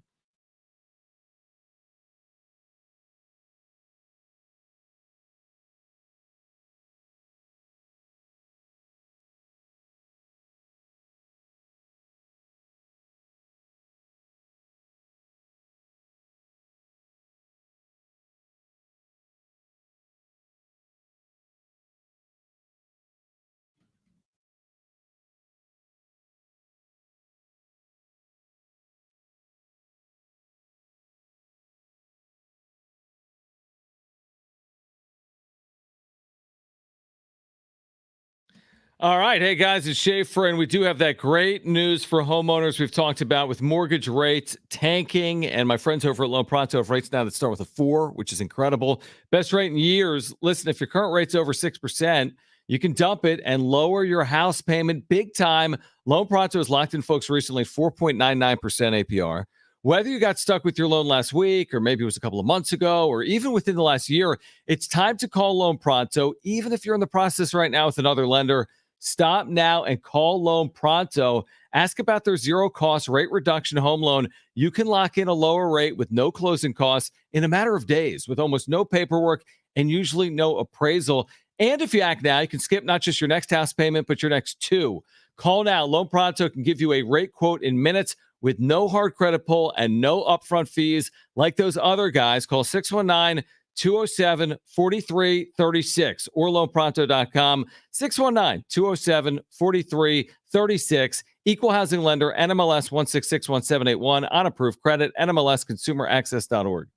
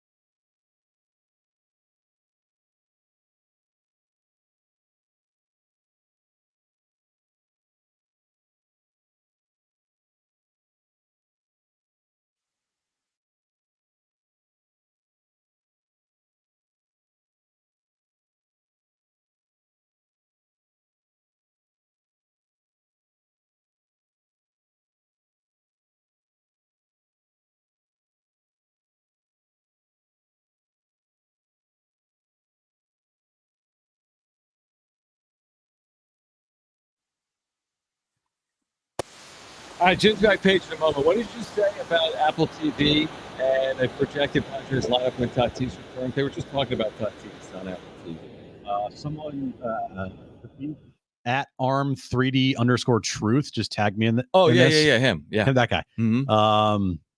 Yeah, his picture is the hey you guys from the Goonies. Sloth. The projected lineup that Apple TV Plus showed when Tatis gets back is this. Mm-hmm. Luis Ariz leading off is playing as the DH. Tatis hitting second and right field. Profar hitting third and left. Third? Jake cleaning up, playing first, hitting fourth. Yeah. Well, cleanup's fourth, you idiot. Yeah. Manny hitting fifth. Oh, wow. Drop Manny down. Xander hitting sixth. Okay. Jackson Merrill hitting seventh. Hassan Kim hitting eighth. And Higgy hitting ninth. Which goes against what you have been telling our listeners here. Does Apple TV Plus not know ball? Or do they know something we don't know? I don't see Manny dropping in the order. I just don't envision Manny hitting fifth. I'd hit him like all 9 of the spots if I could. I can get with Manny, they're going to DFA. Yeah. I mean, I can get with Luis Ariz hitting leadoff, Tatis hitting second, Profar third, Manny fourth, Jackson fifth, Xander sixth, Jake seventh, Hassan Kim eighth, Higgy ninth. I'm down with that too, but a week ago we're like Jake hits third, but I think Jake's going to drop. He's maybe to like sixth. He's had a couple hits tonight. I don't know. All right, maybe he goes up in the order. 2 for 4 when Tatis comes back with an RBI and 2 runs scored. Well, great. Jurickson Profar has scored a run. Again, it's I don't really get too upset or like up in arms about a lineup unless a guy's not in it. When a guy's not in a lineup, then I'll be upset about it. But usually, more often than not, when a lineup happens, I'm not too upset about it if you're winning. Like if you're winning, it doesn't matter. Who cares? Whatever. But there are times that there have been lineups where like, why is that guy leading off? Or like, why is this dude in here? But that's only because they weren't doing well. True. By the way, we live in a world where Martin Perez went 5 innings. Amazing. Like what? He just went 5 innings tonight. He allowed 4 runs in 1 inning. He threw 30-something pitches in another. That is gutsy and saves the bullpen. And the Padres lead the Rays 10-4. All right, let's get to it.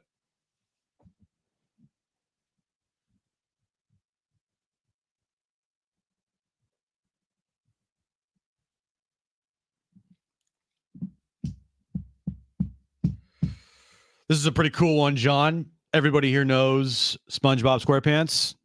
I'm sorry. Not personally. Stop. Yeah. Who? On October 8th, John, Wendy's is partnering with SpongeBob to release their own Krabby Patty meal. Cool.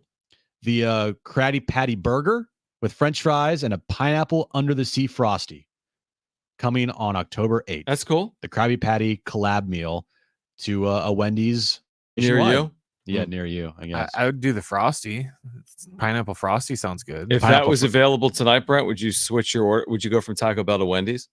No shot, because this has onions on it and tomatoes. Well, see, here's the thing with Atkins though. I can eat all the meat and everything I want. Right. I just can't eat the bun. Carbs. So I can eat Baconators and stuff. I just can't eat the bun. Gotcha. So I could do that in the future. Okay. So there you go. The Krabby Patty meal. How do you partner with SpongeBob? Like, he's not a real person. I like call him up like, hey, we have an idea. It's just like a collab with SpongeBob to create awareness and brand awareness for Wendy's. Is he doing anything anymore? Is SpongeBob still doing new episodes? I don't know. That's a good question, isn't it? It's a very good question. I'm not quite sure. I take it Jones doesn't watch SpongeBob. No. Does Jones watch TV at Way all? too cultured for that. He watches YouTube. A lot of wrap-up shows. Does he watch like Legos being put together? Like Think Media YouTube No, channel? like Legos. Oh, Legos. Yeah. Okay. What else you have? Mattel and Nokia are going to launch a Barbie flip phone that will cost $130. It will only be able to text and call with no internet or social media. It will greet the user with, quote, "Hi, Barbie," voice message when turned on. So it's like those kids' phones where everything is restricted, where you can only call and text. It literally is a kid's phone for kids, for mostly probably little girls who love Barbie. Right. It doesn't say when it's going to launch, but when it does, $130. $130? Yeah. Do you want one? No, I'm good. Okay. Why, you can check tweets or anything on it? True. No Couldn't- value. I mean, imagine a phone nowadays with no internet no, or thank social you. media or YouTube. Maybe or it's a good thing. Honestly, anything. I can. It's called a It's- landline. Well, I meant like True. everybody Yeah, I has an know. iPhone now. That would be weird to have a phone that takes you back like that. I do this a lot. I think to myself, what was life like without an iPhone?